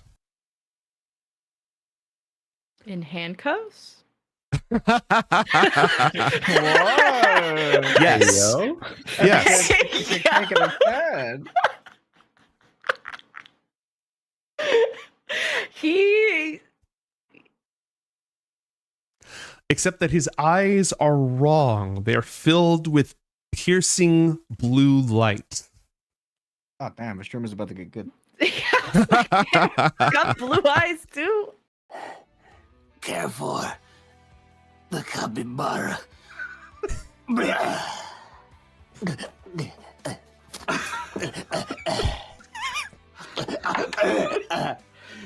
I walk over to him. Okay. And I'm tired of watching this. And I slice his throat. And I go, you die with honor. And I keep sawing for a little bit, just so I get the head out.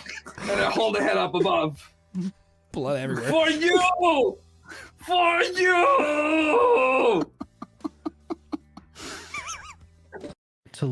You said to Said I'm look. intimidating, and I gotta be more. Oh. Less of that. And No. I don't think you have to be less of that. It's just that you are, and that's okay. But I don't want to just be okay. I want to be amazing for a mate or whatever. amazing for a mate. Yeah. Cut it out. You're trying to fuck. Welcome back to Book of Upload Speed. Ioth Upload Speed. I'm Mr. Bad Upload Speed, and joining me are the 3 caballeros of good upload speed. And if the internet goes out one more time, I'm going to become the jonkler. Anyways, when last we left our heroes, they were doing a bunch of research, which happens a lot on this show, but it's set in a magical school, so that does kind of happen. Athalor's appearance at the court of the Summer Elves is imminent, and he has been tasked with bringing 3 gifts. The nature, purpose, and anything else about these gifts has been deliberately left unknown, because the less Athalor knows, the more the gifts are his idea, and therefore the more representative they are of him. Meanwhile, Mason is plumbing the cosmos for information about the mysterious Karn Scare, the ancestor of his entire bloodline, and the origin point of a magical chain that, if closed, will ensnare the gold dragon god himself. Garnet is trying to create a giant doomsday field. I think that just all equally nice. Exactly. One of these things is not like the other. All right. Because the party has not elected to ready up for the high summer, that means that the flow of time is still in your hands, unless I choose for it to be otherwise, because I am God. So, does anybody aside from Athalor want to go first? Because I know he has research and stuff, and that's going to be story time. I got one more question. I got the third question. All right. Let me get my voice mod uploaded. What do you got?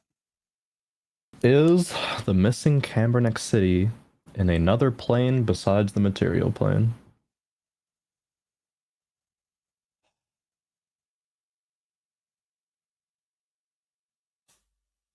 The cosmos is thinking. Yes. All right. It is somewhere.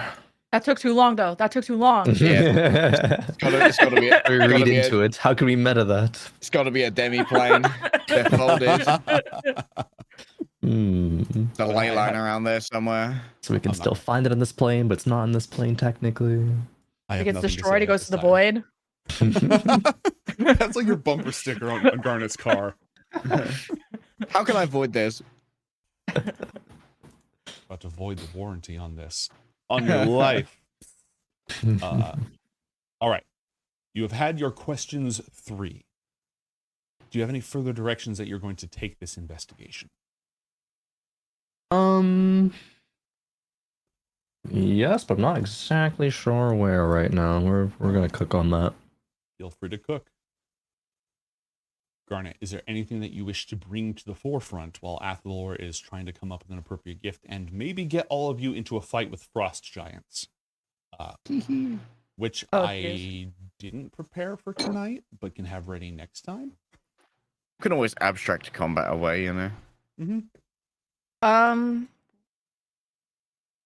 Contacting Ariana about any gifts for Summer Princess wouldn't be really helpful, right? Because Sig could probably know more, or how much would Ariana know? She wasn't raised by Holdra. She was raised by Althar.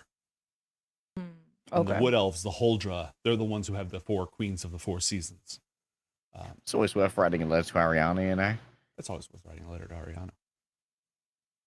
You want to go to the God Vale and ask, for some advice on what to gift these? Hey, God. Me again. What gift do you like? So I'm having a real tough time this Christmas, God.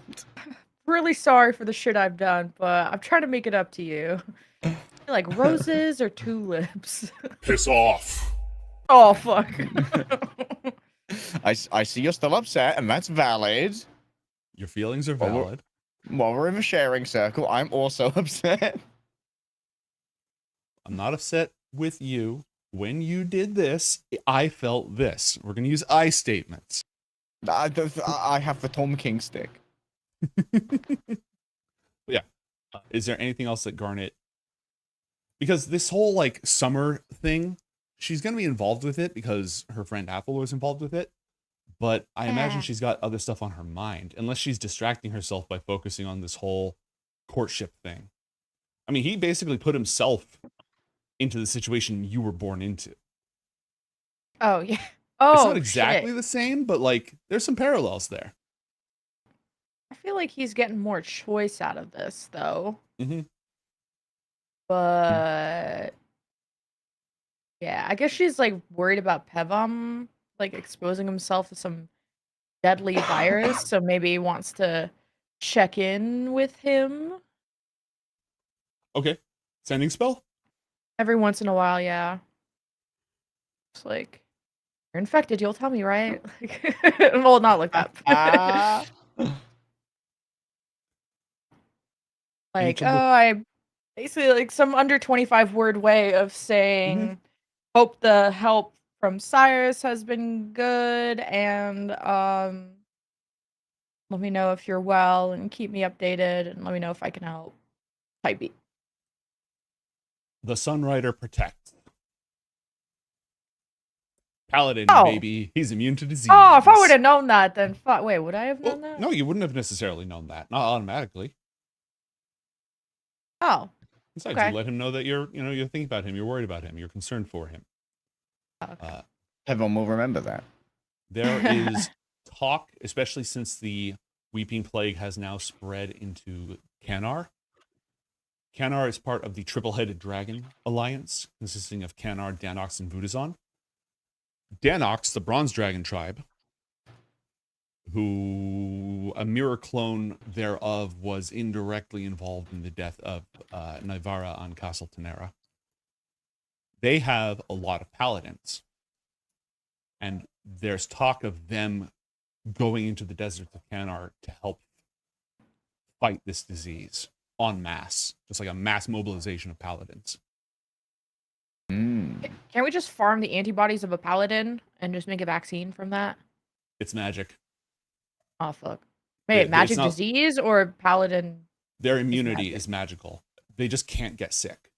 Like, they're not immune. It's not like their immune system identifies and attacks them. It's just infections reach them and divine magic just purges them. So their body does not develop antibodies. This isn't in the rules, but if you became a fallen paladin and you lost that ability, and suddenly you just get the sniffles all the time because you don't have any immunity built up, that would suck. Oh, shit. And this is why you thank God, not the doctors in hospital. Yeah, I'll just focus on like the void stuff and then just sometimes check in with, even if he's not sick, making sure his family's okay, which I don't think they're all paladins, but yeah. No, he's like the only paladin in the family. The Dune Riders do not have a lot of paladins by nature. It does sound pretty ugly though. Like, he's doing okay, he's fine, but the symptoms of the disease are kind of awful, and the irrational fighting has not stopped yet. He very much suspects the hand of the enemy in this, but he's too focused on dealing with the symptoms. He's not really he's too low level to do a cure, so he's dealing with the symptoms. You know what I mean? Yeah, okay. Cool. And I'm guessing Brontha doesn't have any. They're probably focused on maybe helping them too, because I don't know if they were going to question me about anything that happened. Hopefully they're just cool. There should be a theological panel about that. There will be an inquest. I think you're getting letters right now, and I think there's sort of this. It's understood that you are going to be summoned back to the capital at some point to talk about this. Pothinus basically tried to buy you some time. He knew this was a very personal thing for you, but eventually the clergy is going to need to talk about this. So right now they're writing you letters asking you questions about things. He's sort of, it's not just like, oh no, actually, you can get letters from anyone. They would just send them to Ioth Academy to Garnet. So you're actually getting a large number of letters from different flame followers, priests of the Calorian Rite, asking you what happened,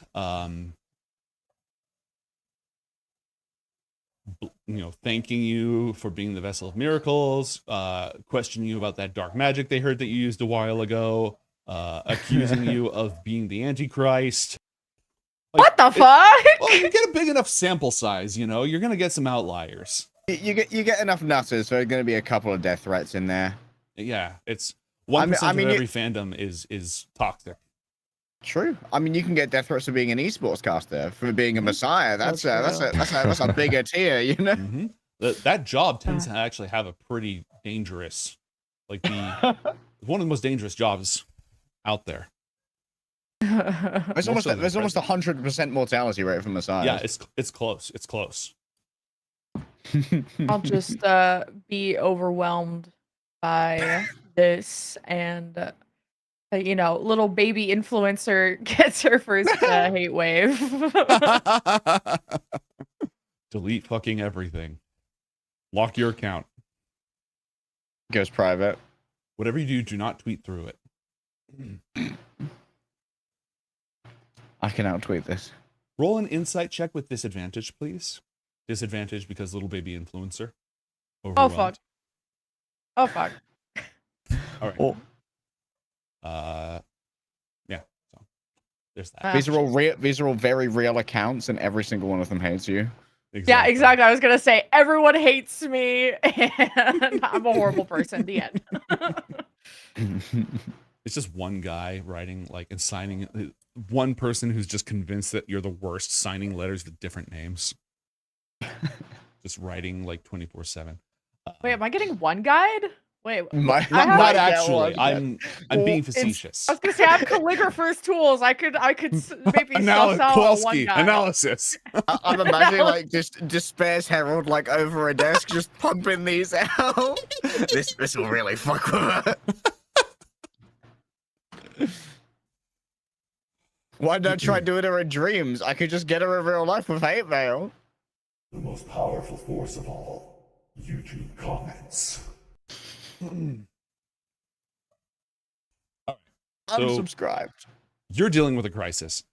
Athalor, do you want to do a research check to find out more about the giants of Snorheim? Yes, I would like to do a little reading. Investigation or history? Let's roll it with my history's not been rolling well. Let's do investigation. 11. My investigation's not been rolling well. You know what? I'll use another luck point. Why not? 18. Jolly good. Let me see if I can pump that to a 20. Come on, guidance. It's not a big day for rolls for us here. 22. Hey, we'll take a 4. 25% chance. All right. When the sovereigns bound this world with logic and order by codifying together the Emerald Tablets, they also brought forth different orders of elemental beings to assist them in their labors of shaping this new world to be ready for life.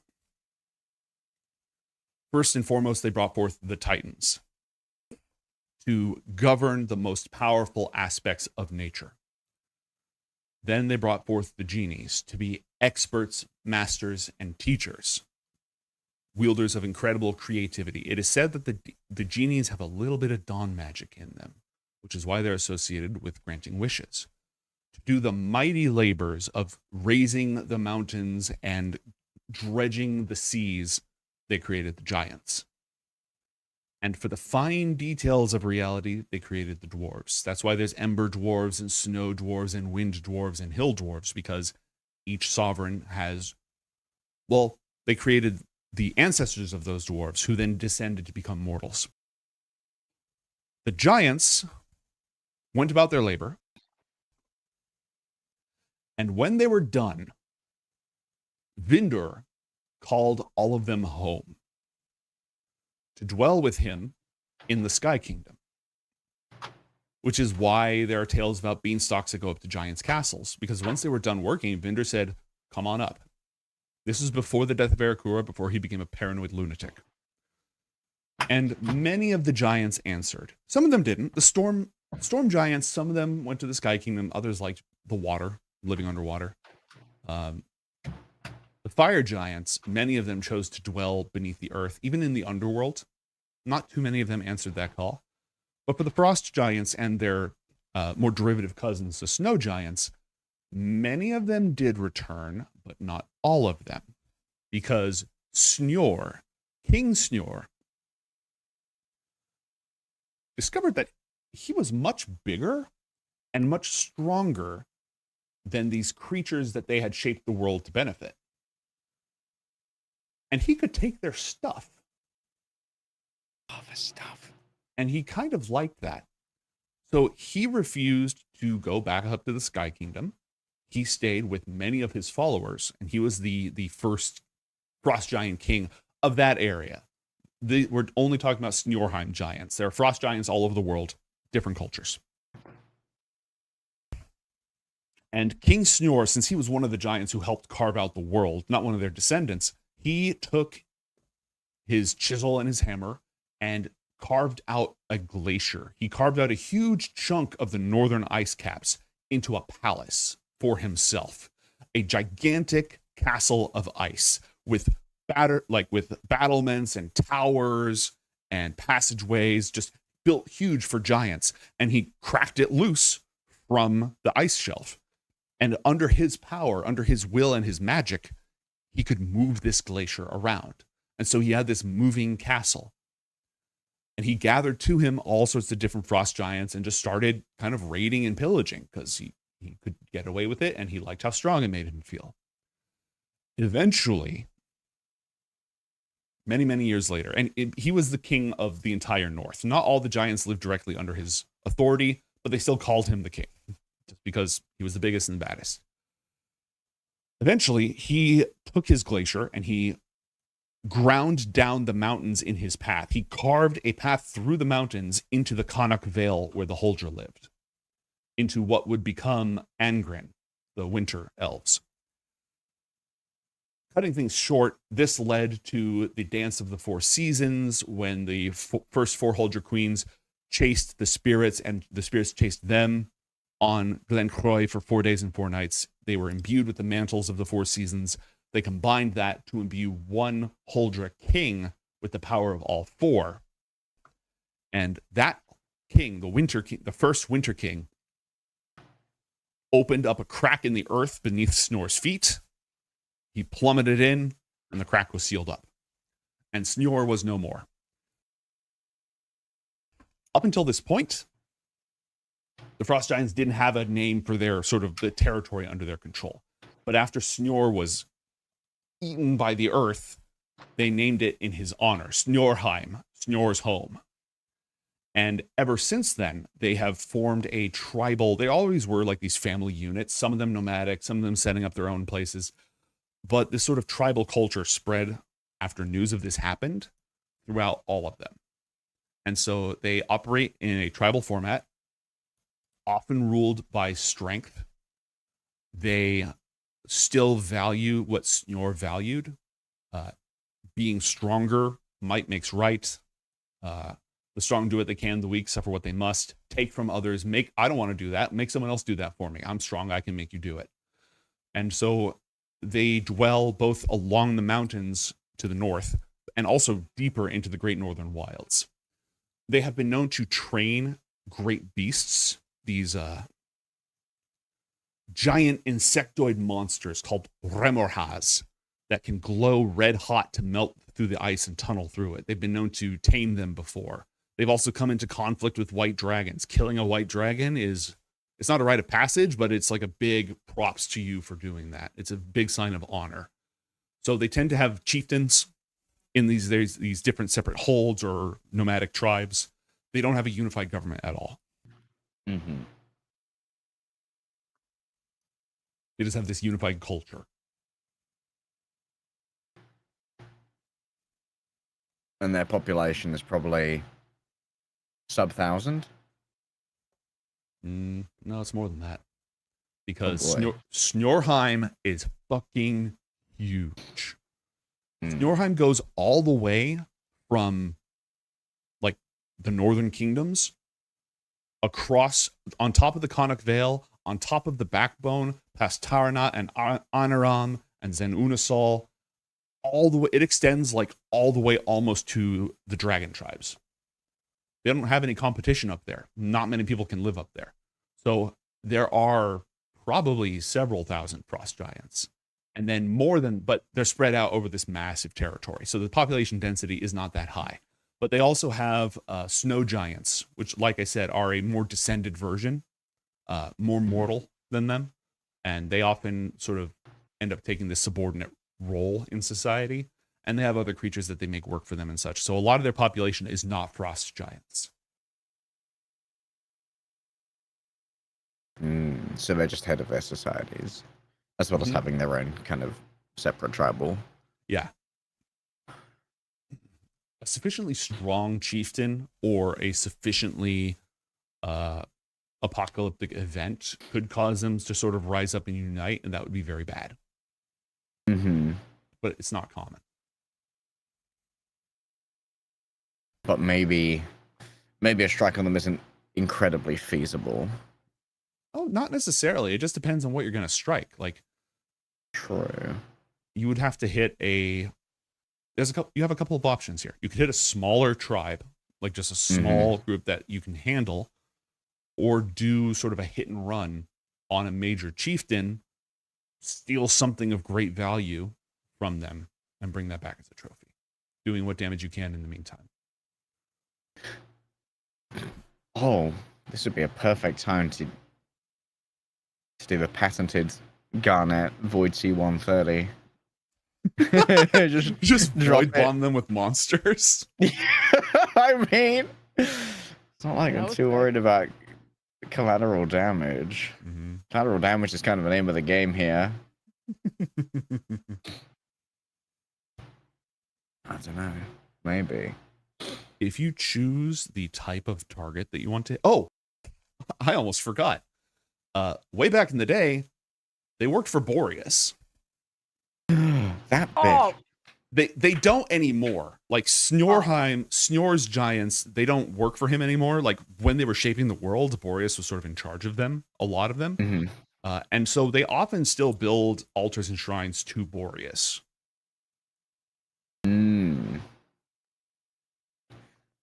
Or Vindor. Okay. But, you know, they're not like, if they were really pious, they would have gone home, and they didn't. But they still worship Vindor as the strongest and stuff like that. Okay. Maybe a little bit of scrying, see if we can identify a smaller tribe. Okay. Touch of void bombing, potentially. They will look for a small, searching for a small, you want a border group? Like a yeah, a border southern tribe. Ones that are like within active logistics range of making Tumlair's life difficult. Okay. And the idea is civilian relief. And I mean, a frost giant raid can be one frost giant. You know what I mean? They're pretty close. Yeah. So. Okay. Just God-zeroing their way across Tumlair. I anticipate that will be available in one real-time week. Excellent. It'd be a cool fight, right? We haven't had a fight for a while. We've had a couple of talky episodes. So I figure I'll give it the full map treatment. We don't have to abstract. Pog. We'll let you pop Drop in off. some guys first. Which does mean we're not Thin doing them high summer tonight, but that's fine. We'll get our fighting in. Turns out, when you give me some gift admin to do, we've got to do some gift admin. It's true. Who could have seen this coming? I gave you a quest, and there's stuff to do now. Unbelievable. I dropped an aesthetic in the backstage chat, potentially, for the wedding tiara. Okay, I'll take a look at that. Let's see. Ooh, looks pretty. That's very cool. So Yeah. if you write home to find out about Naivara's wedding attire, she wore armor. Oh shit! But bad like, bitch. Let's go. Not like, you know, utilitarian armor. It was like ceremonial, elaborate, showing off the Castle Tamara Filigree. craft. And she had a crown, but it was more like Aragorn's crown, like sort of a warrior style crown. Very, very elaborate. Big old silver colored loop, like with kind of a spike in the middle and gems on it and such. Again, it was showing off status and craft. Oh, if I could do 4 spikes, I mean, I've got Ioth's Quill. I could enchant 4 gems with 20 points of elemental energy each, more than a 9th level spell. That'd look pretty baller. Here, my potential bride to be, have a magical nuke. Shit. 4 gates to the underworld. Each one will summon an elder elemental. You know you can do that, right? When you cast Gate? Oh. When you cast Gate, you can name a creature, and under most circumstances, it gets pulled through. You don't control it, but it gets pulled through. Count your days, Alexander Cowsby. wait till I can cast level 8 shit. It's over for everybody. Just like open a port, like just create a huge void thing, gate someone in, push. The ultimate scry and die. It's normally used to summon, you know, well, in about 500 years, Tiberius Wanderstave is going to use it to summon the dragon of the first gate out of the Silent City and completely bork the lore. You know, stuff like that. Oh, I don't need to break the law right now. But you can summon big ass monsters without necessarily breaking the lore. So keep that in mind. Oh, we should. Why aren't we asking freaking Oryx along to these things with Gate, eh, Sage? You know? They seem chill. I guess it doesn't work on deities. Correct. Yeah, I remember reading that if they're in. I was thinking about doing this on Alex before, but the Herald would have interceded. If you open a gate and try to summon Raelta, she chooses whether or not the gate opens, and she chooses whether or not to step through. But that doesn't mean she can't. That's how Uzel shows up places. They just like cast a gate, summon him, he steps through. He's like, hello, God Emperor of the Iron Empire here. Sup. I just spiked the CR of this encounter by 30. Okay. So, bit of combat with the Frost Giants. Working on the Battle Crown / Wedding Veil? Your call. Your call for the aesthetic. But it's going to be a bit of both. both. Castle Tenera. Because for like Jaya patterned Veil, I think is like more Athalor's. But also like it being a replica of his mum's is another personal touch. Yeah, you could get some of that in there. And the wine was a gift that he was already thinking of bringing to them anyway. So it was like, this seems like it would be a fantastic gift. It is. That This one's just for their cult. Not really a thing anymore. No more of it is going to be made. Mason, if Elno has any thoughts about the vague posting poems that you dropped her way, he has yet to share them with you. That is A-okay. Does she know it was Mantra? She wasn't hiding the fact that it was him, but she might not have seen. Yeah, you don't know that. You don't know what she knows. Did Mantra fall in love with me when I came back? Weird. It's weird, but So stricken with grief, just emotions, you know. how do I tell Mr. Sventisca? They have a open thing as long as they talk she's about chill. Sounds like a really bad anime. Help, I'm in love with my deadhead teacher.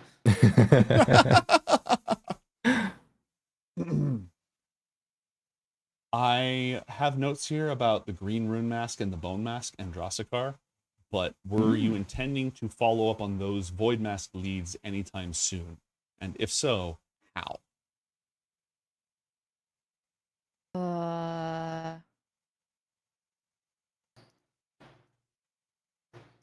Go for Thought about it.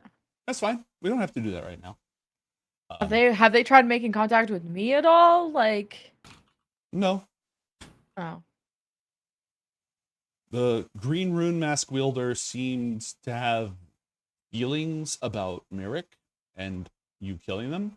And in Drossikar, the Bone Mask guy, was very, very pleasant and chill, but sort of one of those you call him, he doesn't call you things. Oh. Yeah, we'll see after our later talk how we want to advance things. Okay. I'm not sure how much I want to use them yet. Kind of want to wait have for to- El now to get up to speed about everything, and yeah. Did Seer drop an info bomb yet regarding other mask wielders? Any truth nukes on the horizon, Seer?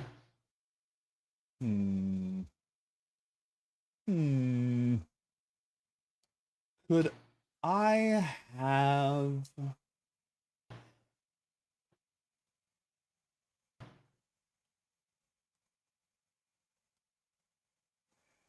Where would this person dwell? Okay, yeah.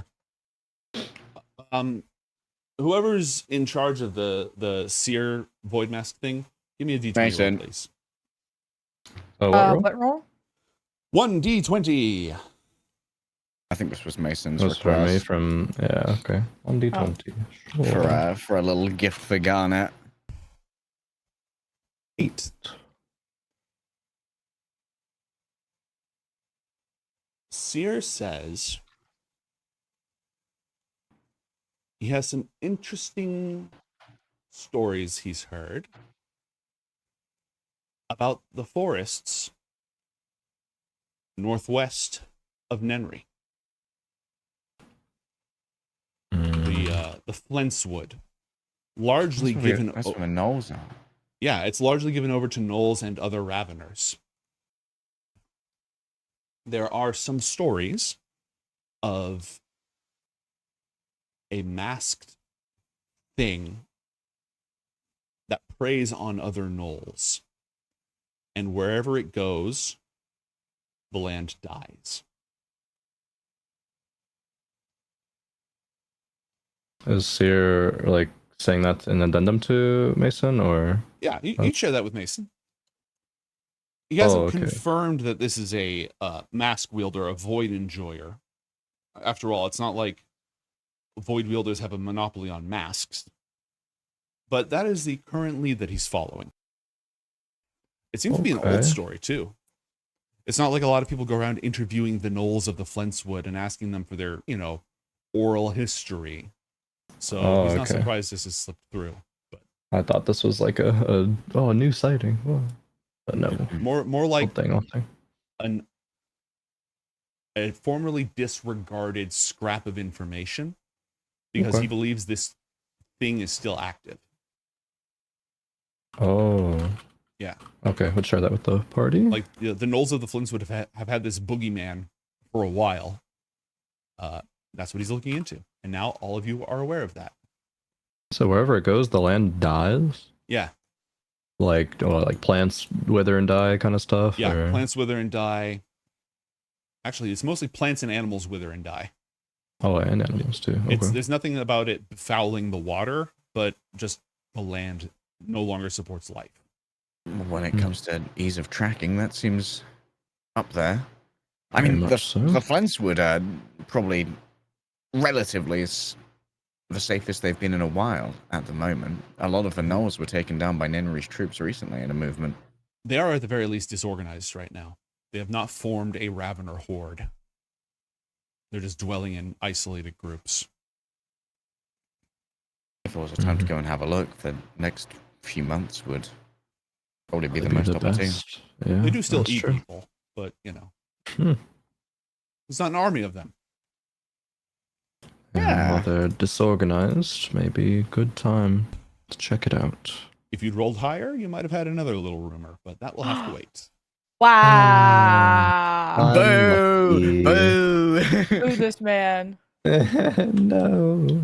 Hey, he's working with scraps of information here and still doing his full-time job as a spy master for Brontha, state security and all that stuff. And these mask wielders have been deliberately, they're shrouded. Most of them are shrouded from divination. Because void magic is one of the best things for shrouding, so. Wait, Garnet, how did you reach out to the other mask holders on your, mental connection? Well, I took the equivalent of, a void speakerphone and just yelled into the book, and, people responded. Can you transmit sensations? Rather than just sound? What are we thinking here? Well, given, if this person is a void mask order rather than just someone wearing a mask, and they seem to have had a lot of encounters with the gnolls, maybe you could bait a response out of this particular mask order by transmitting a Speaking gnoll? Speaking gnoll, or a gnoll-specific scent? I don't know if you'd automatically know what gnolls smell like. We haven't fought a lot of gnolls. Yeah, but I figured that maybe their pheromones are part of an apothecary's kit. Maybe not a regular apothecary's kit, but It's in the reasonable to say the expanded- Academy would have something. That's reasonable. I mean, if you're curious, if you don't want to follow up on that, probably safer. Could we scry just like the area since we sort of know How the does location? scrying work? I mean, the Flenswood we could just scry from above, I suppose. The Northern Kingdoms tend to be foggy and have a lot of cloud cover, so just looking for that would be difficult. A particular creature or a location you have seen before. Don't think any of us have been to the Flenswood. Nope. Unless I see it in a dream. I dream about it. I see it. it came to me in a you can dream. scry on dream. My source is a Oh. dream, Your Honor. It came to me in a dream. Literally. Wait, you could still So- like okay because we've heard of this thing, we could still technically scry it, right? Because unlike the mask guy, If you try to scry the actual creature, you'll find out very Yeah. quickly that they are It's just- shrouded. okay. Now, Fair it enough. is possible for other forces in the area to do more generic research into the Flenswood. Nenri's probably not going to help you, but Lasser is there, the people who raised Ariana, the homeland of your master diviner, and finding dead patches would be significantly easier for somebody who's semi-local. They could look into that for you. I feel like if I make a null noise and I broadcast that, I'm not gonna sound super hard, you know, to all the other mask wielders. I want to be like badass. That's why I as figured fuck. maybe like a sensation like null pheromones would get the attention of that mask wielder in particular, you know? Probably wouldn't be that alluring or reactive to others. Suddenly, every mask wielder just smells hyena stank. Yeah. They don't have a way to know that's Ghana. They're like, oh, God, are you stanky? They were kind of able to track back to me. What if I send Una to go scout the area and then they come back and then like we mental connect and then I've been there and then like scry? Theoretically possible. How do you want to send Una there? We are talking thousands of miles away. And yeet! Yeet! I don't know. It's got nothing else to do, so Why does that guy just fly to Brazil? What are you, stupid? you're stupid. Here's a map. All right, I will calculate Una's travel time as the Una flies to the freaking Flenswood. I will do the between sessions. I will at the very least do the math. Sending Una on a mission, just like the then- fucking Green Knight guy. We'll be back in like 2 years. Oh come on, birds fly fast as fuck, right? Also, the bird Una just needs to go scout something out. Una doesn't need to bring back a branch of a golden bough. That's a slightly taller order. True. There's a reason you haven't heard back from him. This is a big quest. Because it doesn't Yeah, need to but- find it. It just needs to like scan the area Mhm. so that we've Yeah. been there. Yeah, absolutely. Mm-hmm. Oh, Una could bring you back a piece of it. Of the knoll? No, a, of the- a regular twig. Oh, An Sure. object from a location. With that anchor, you could more easily scry or teleport there. Mm-hmm. Do we know the names of any major Null warband leaders? Are there any the last bounties one- posted? The last one got Nenreed. Mm-hmm. That sounds And like the a other good thing plan. is, the Knolls of the Flenswood, they share. I think they might share a border with the Dwarven Republic of Kexel. Maybe. I'll have to look that up. Wait, is it possible to teleport Una places? Pull up the description of the teleport spell. Oh, okay, you. Okay. Teleport. Oh, it's you and update willing creatures. About like a circle. If you have no like a close circle near or closer than here, I guess. You would definitely you could get a Lasser circle for the Flame Weavers of Lasser. Okay. That would not be an issue. I'm checking the Flintwood's borders because I think they actually share a border with the Iron Empire as well, who they mysteriously don't tend to attack. It's not weird. 100% perfect thing. Okay, yes. No collusion. No collusion. Ooh. The Flintwood has the following 4 realms on its borders. 1, Orghal Province of the Iron Empire, who, by the way, declared war on the priest kingdom of Gluckmore, and then their army got slaughtered in the swamp. So, there's that. Get glucked on, idiots. Get glucked on. 2, Nenri. 3, the Autumn Elves. Oh, wait. No, never mind. That's Narzim Province. They have Iron Empire on 2 sides. But to the north, they do share a border with the Dwarven Republic of Kexel, which is not a realm that Ioth Academy really has any dealings with. I mean, they've recruited students from there because they recruit students from everywhere, but they're so far away, they don't... Like, if Untamala said, hey, what's going on? They'd know who he was. They'd be able, like, oh yeah, Ioth Academy. You guys haven't talked to us in years. So, theoretically, if they have a teleportation circle somewhere you can use, or if they can go get a dead twig and then send it via teleportation circle to the academy, you could work something out. Oh yeah. Una logistics. Mm-hmm. I mean, it would minimize our travel time at least.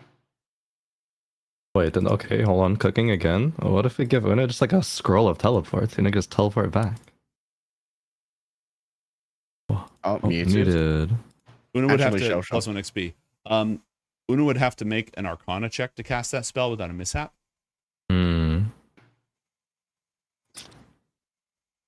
we do something like there's like a rune that just like activates it after like a certain condition is met? Check the contingency spell. Yeah, that one. That's what I was thinking of. It is a journey of approximately 3,000 miles. Okay. Just a little one. It's 5th level or lower to choose. Darn. Can you upcast it? Does it change if you use a higher level spell slot or no? Does not say. No, you cannot. Alas. Oh well. You know, you could always shadow walk.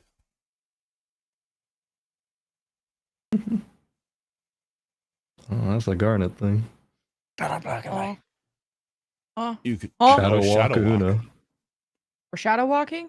I mean, good. If only if you want to. It's a 3,000 mile flight from point A to point B. I'm trying to kind of like actively avoid that with, the whole shadow fucking arm. Yeah, I know, that's why I'm bringing it up. You don't have to. Ew. I think TP to Lasser and then fly from there is probably the easiest thing. Mm-hmm. You could actually be closer.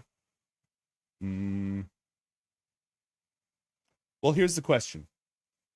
Do you feel like flying over Nenri or flying over Iron Empire territory? Nenri sounds pretty good to me. All right. Then yeah, Lasser would work. And they absolutely have a teleportation circle near the Nenri border. It's something like a raven, right? What is it, a crow or raven? Mm-hmm. They're probably fine. Literally as the crow flies. Which of them is Uzul peeled out of a crow and the raven? Crows. Should be the other one. Depends on which one you're flying over, right? Yeah. Which active camo do you want for? Exactly. Which Yeah, the Iron Empire sees a crow like my boy. It's a sign, an omen.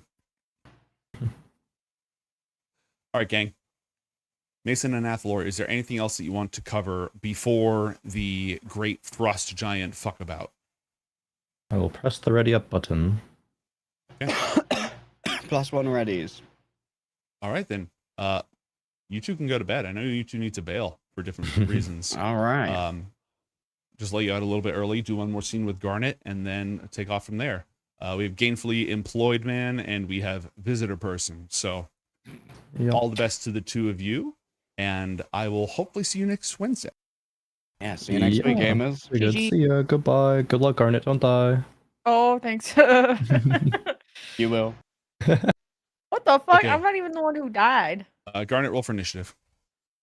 Oh! I'm kidding. I'm kidding. I'm kidding. I'm kidding. I was like, damn, I'm actually gonna kill someone. Oh, they're gone. Time to die.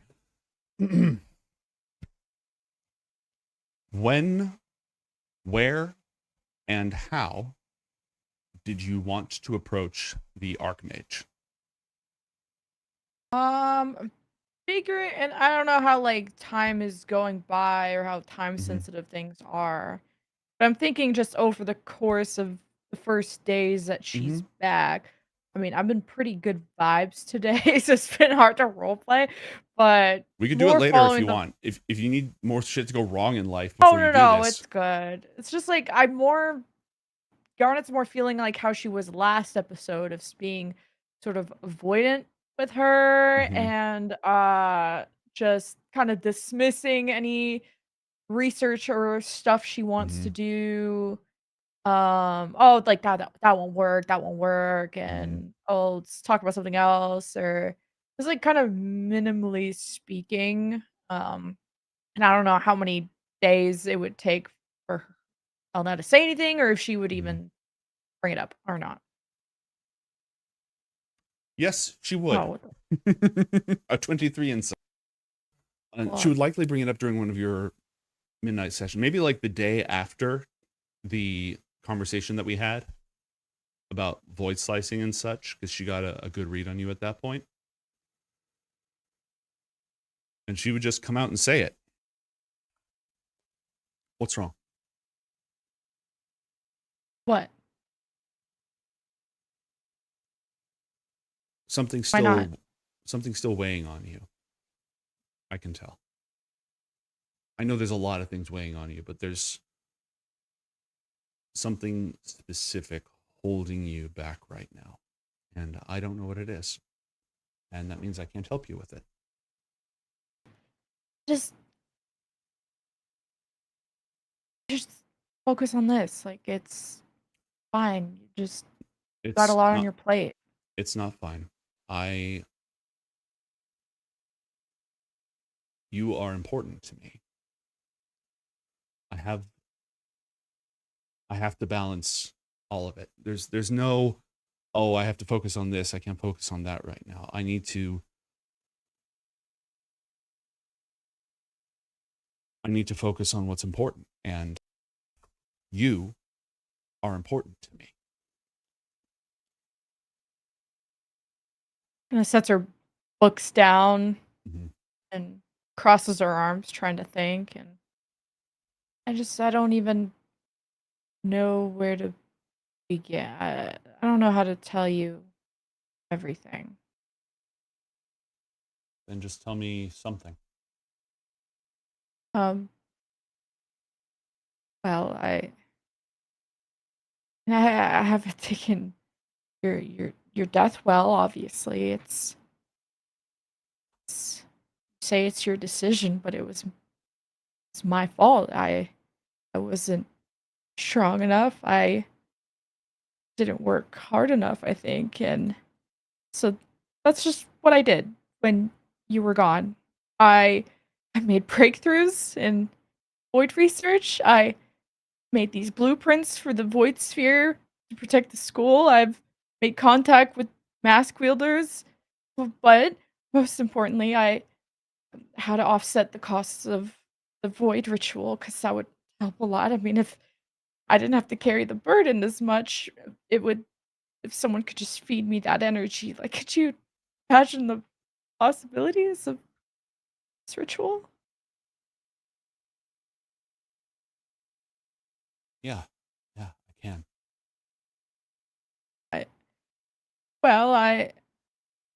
Unfortunately, I fucked up my last experiment really bad.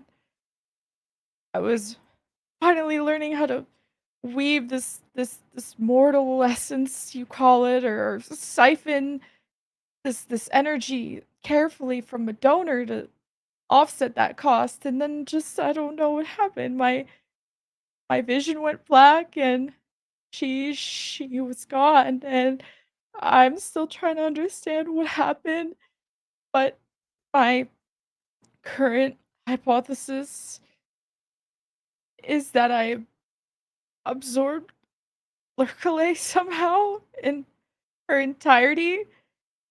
And I've started to hear sounds like her voice. Maybe it's my voice, but a shadow or something.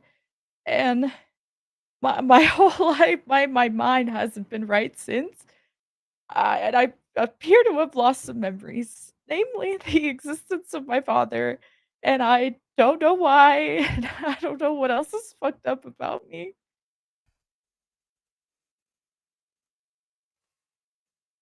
She is going to reach for both of your hands, just to let you hold on to someone. Just like squeezing them and Mhm. shaking a bit. Mhm.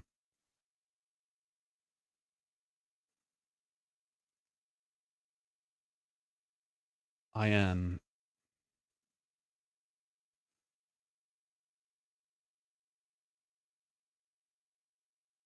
I wish that I had been there,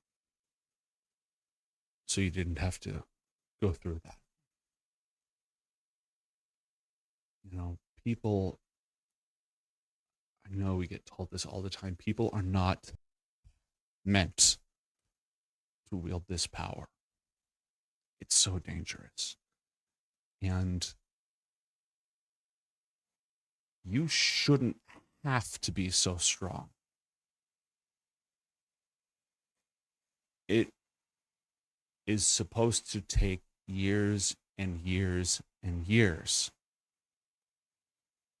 to learn everything and to become strong.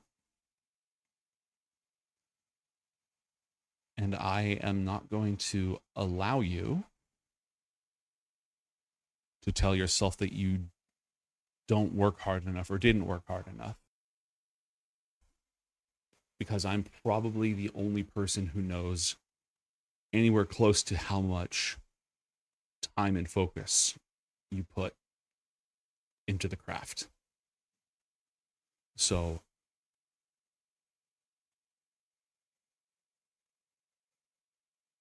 it's not your fault for not being able to stop them. Okay? You are a teenager. You are the most exceptional teenager that I have ever met in my life.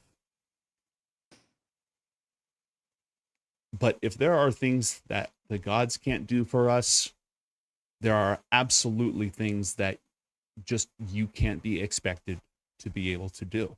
Sometimes people are stronger. Sometimes things are stronger. And that's just a fact.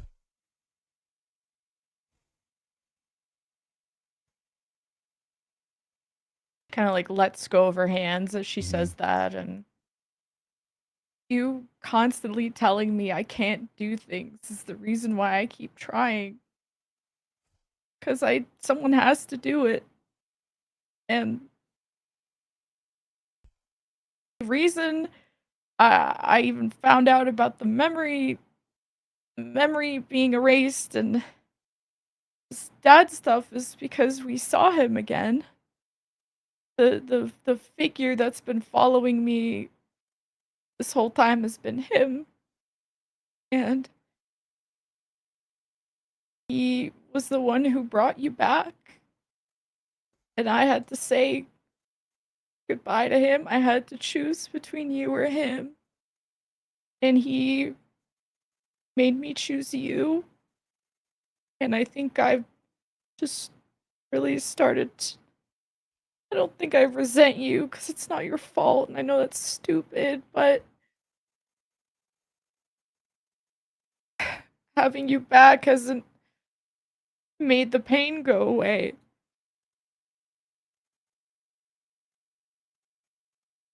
No decision I do feels right ever.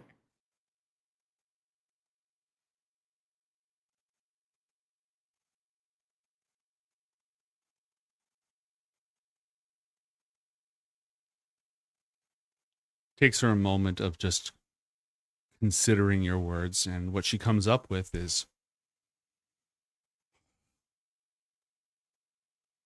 well, it's fucked up that you had to choose that. You shouldn't have had to be in that position.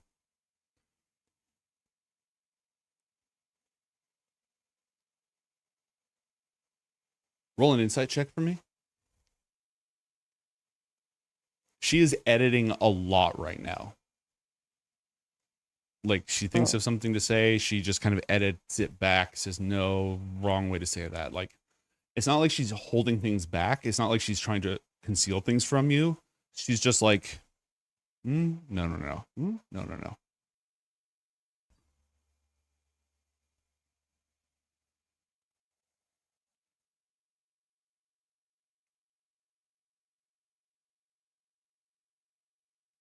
When I tell you that you can't do things,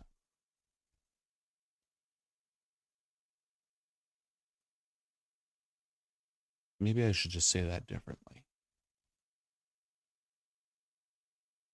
Because I believe that you can do things nobody else can.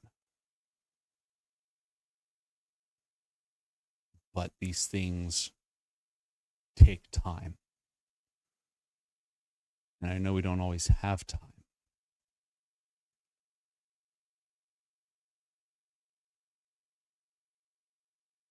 But you are the most capable young spellcaster I've ever met in my life.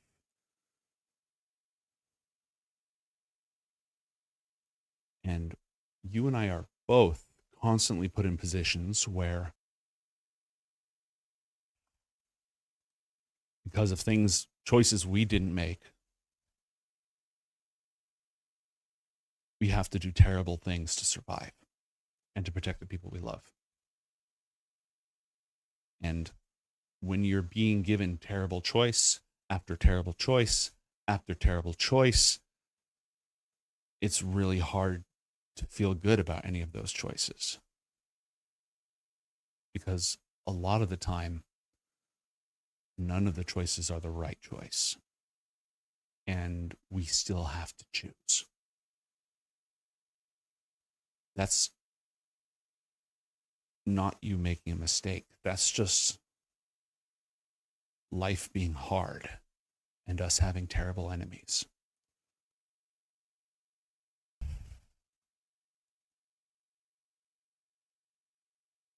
You have saved a lot of people with your choices.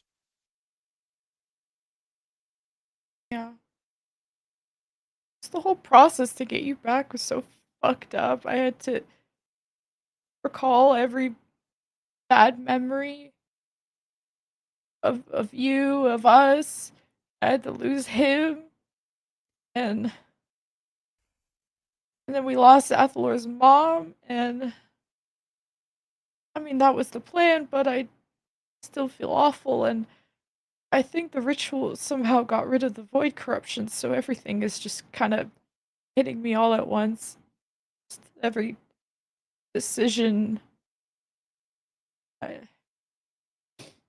But there is no time, and even though the ritual messed me up, it may have given me something really special. I don't really know how to say this.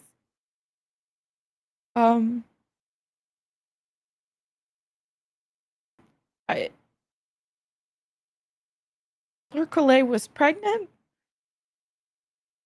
with the Shadow Sovereign, and I had no idea. And there's power there. I could do something with it. And I feel so awful.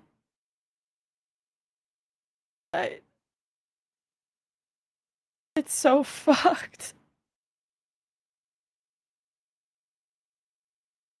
And I want to try to use it for good, and I want to do something about it, but I just been feeling awful, and the only thing I can do is just work. But now that you're here, maybe you can help me figure this out. Oh, Garn. darn it.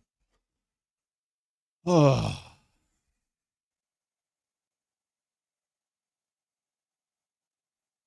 Oh, I'm sorry. No, it just feels like everything that happens to you, to us, should really be the last straw. Like, it's just the things you've been forced to do and the choices you've had to make and the things that have been taken from you. It's just like any of those should be the breaking point. And it can't be, because so many people, their lives depend on us. And so you just have to keep, it's just more awful that you keep having to take these things that should break a person and you just can't break. And it's beyond fucked. But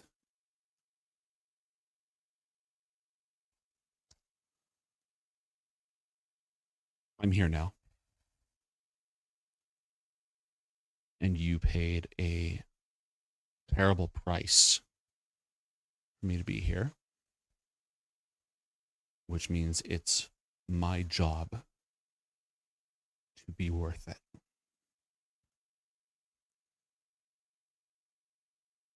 But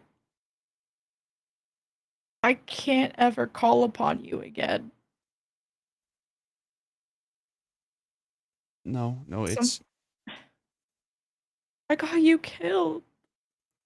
This is the dawn. The Book of Dawn is gone. You were gone. Everything is fucked. I can't put you in that danger again.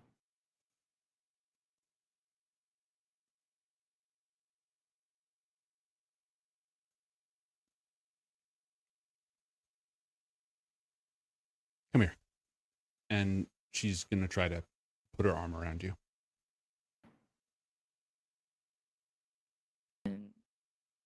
She'll like hesitate, but just hug her. Mm-hmm. And she then does the wing thing.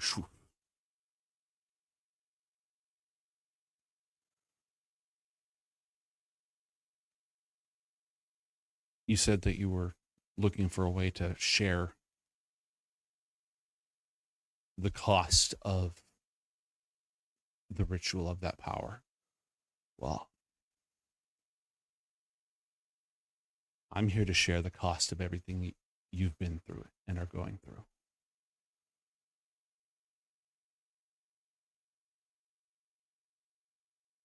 I hate when you do that. And I love you.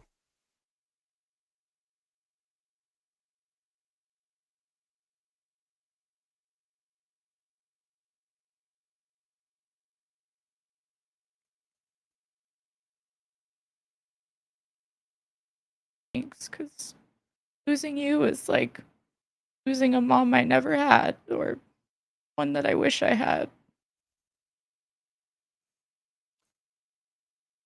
She is not surprised by this. She is tearing up a little, though.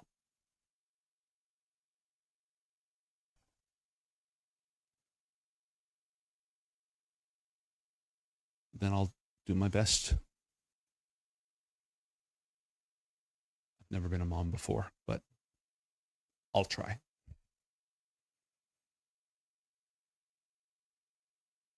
She like kind of grips her own head, just kind of a wincing pain, maybe like hearing something, and it's hard because she keeps telling me it's your fault.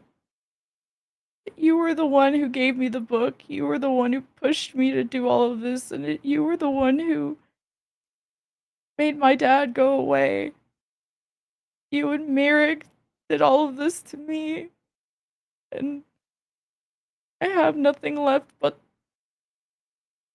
this magic in the book. And it's just a point of no return, and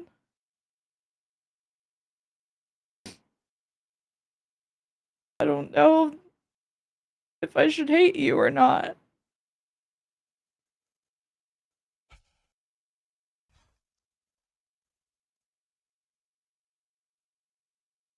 I didn't know about you until you showed up on my doorstep.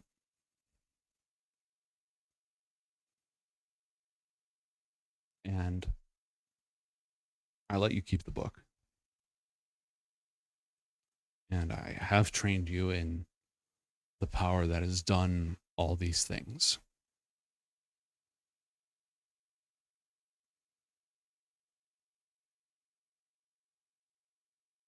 You needed it.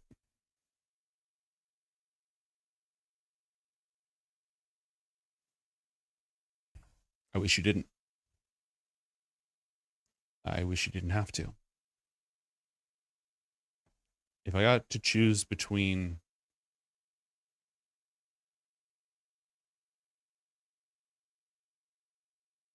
if I could choose to never meet you and never know you, and in exchange for that, Mirik never touched your life, I'd do it in a heartbeat. Because you don't deserve any of this. This is wrong. Everything that's happened to you. And I am sorry. But I don't think once you reached this point that you would take no for an answer, because you're not going to stop until you can protect the people you love. And I understand that. I made the same choice when I left home. And I shouldn't have had to make that choice. And you shouldn't have had to make that choice.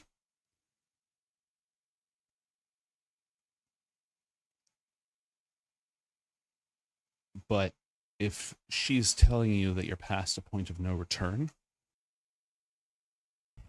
that's just a fucking story.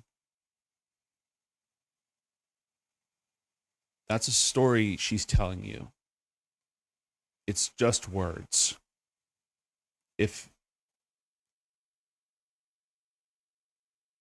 it's like believing that you're a failure. That's just a story that is in our head. And if you just choose to start walking back, then she's immediately wrong.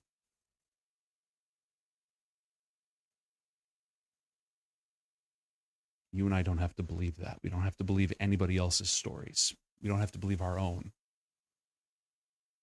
We can just make one choice after another.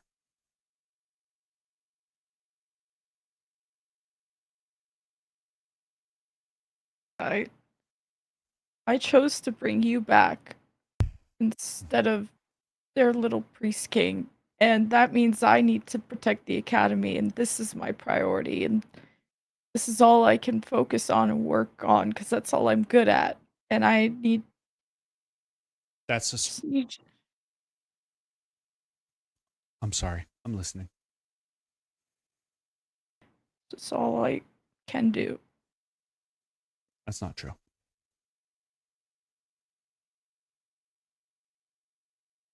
It's not true.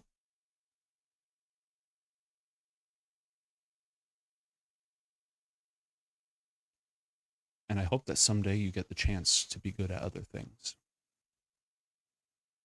Because this is all you're good for, that's just another story. It's not real.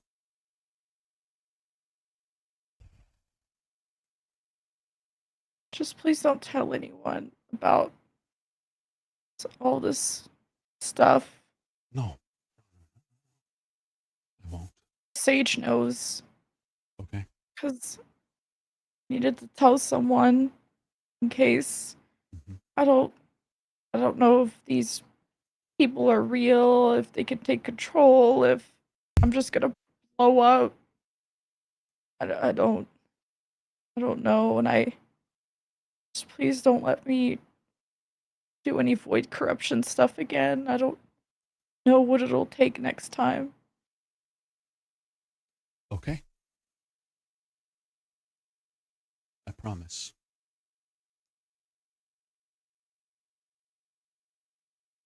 Garnet. I mean, I don't wish this upon anyone, but it's like we'll need to do this ritual again, and we should. It's such an insane power for this academy. I think if we just distributed it a bit, and we have Cyrus and other people working on potions, and maybe it'll be okay. I don't know. Garnet. I think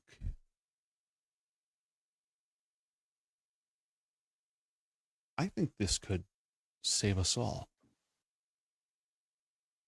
Really? Yes. I may not have made sense when I talked about this earlier, but I'm starting to understand more and more after I came back. I saw things and I heard things and I felt things that I can't remember, not because the memories are lost, but because they don't make sense. They don't fit into my head. But I mentioned the eye of the paradox.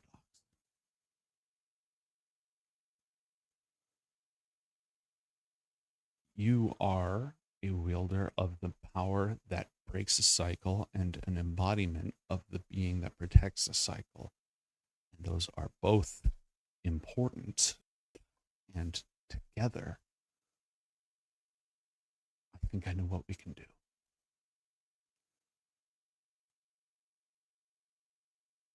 And Everyone is demonizing this magic. I can't go to Brontha about this. I don't even want to go back, and Sage hates it, but I just think there's protection in this. It's annihilation, but it's, and she'll like put a hand on her shoulder, and like this void aura kind of goes around her as she casts the new spell she got from Lurkale. I feel like I'm almost able to create this mask armor on other people. It's so weak, but I feel like I work hard enough, can make this into something. I can make any of this into something. You're right. You are right. And they don't understand it. But you really understand how dangerous it is and how strong it is. And I think you can and you should use it. I think we can and we should use it. We understand the risks. We are not tampering with things we don't understand. And it's powerful, and our enemies are so powerful. I agree with you. And they can demonize us all they want. They're just wrong.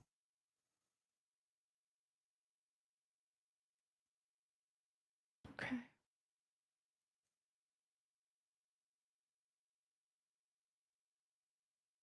I think what we're going to do is create, with this accidental gift you got from Lurkale. It's a shadow of the Lord of Storms. And we can use it to create a storm of shadows.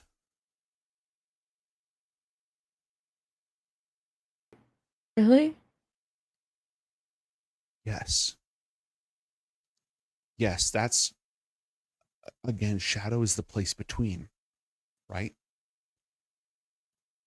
Between existence and annihilation, between the cycle and the breaking of it. And you understand both. And I think there's a way to take your void sphere idea and empower it with this spark and create something that won't tear a hole in the firmament, but that the world has never seen before. And I think you can do it. I think we can do it. I think we're the only ones who can do it. Okay. Should we focus on first? I mean, can you tell when the dawn sphere is gonna go away for good? How long do we have? I don't even know. Just I'm gonna have to find a donor, and the easiest one is gone, and I don't know anything about runes.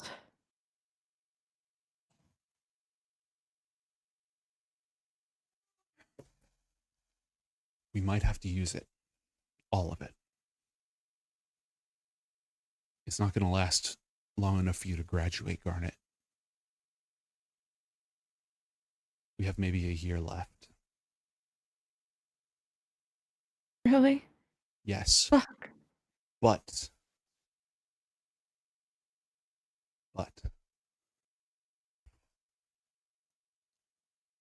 we're still going to save the school. Ioth is gone. His escapist book is gone. You and I are here. I'm the Archmage, not him. We're Shadowcasters. His power's fading. Our power is going to rise.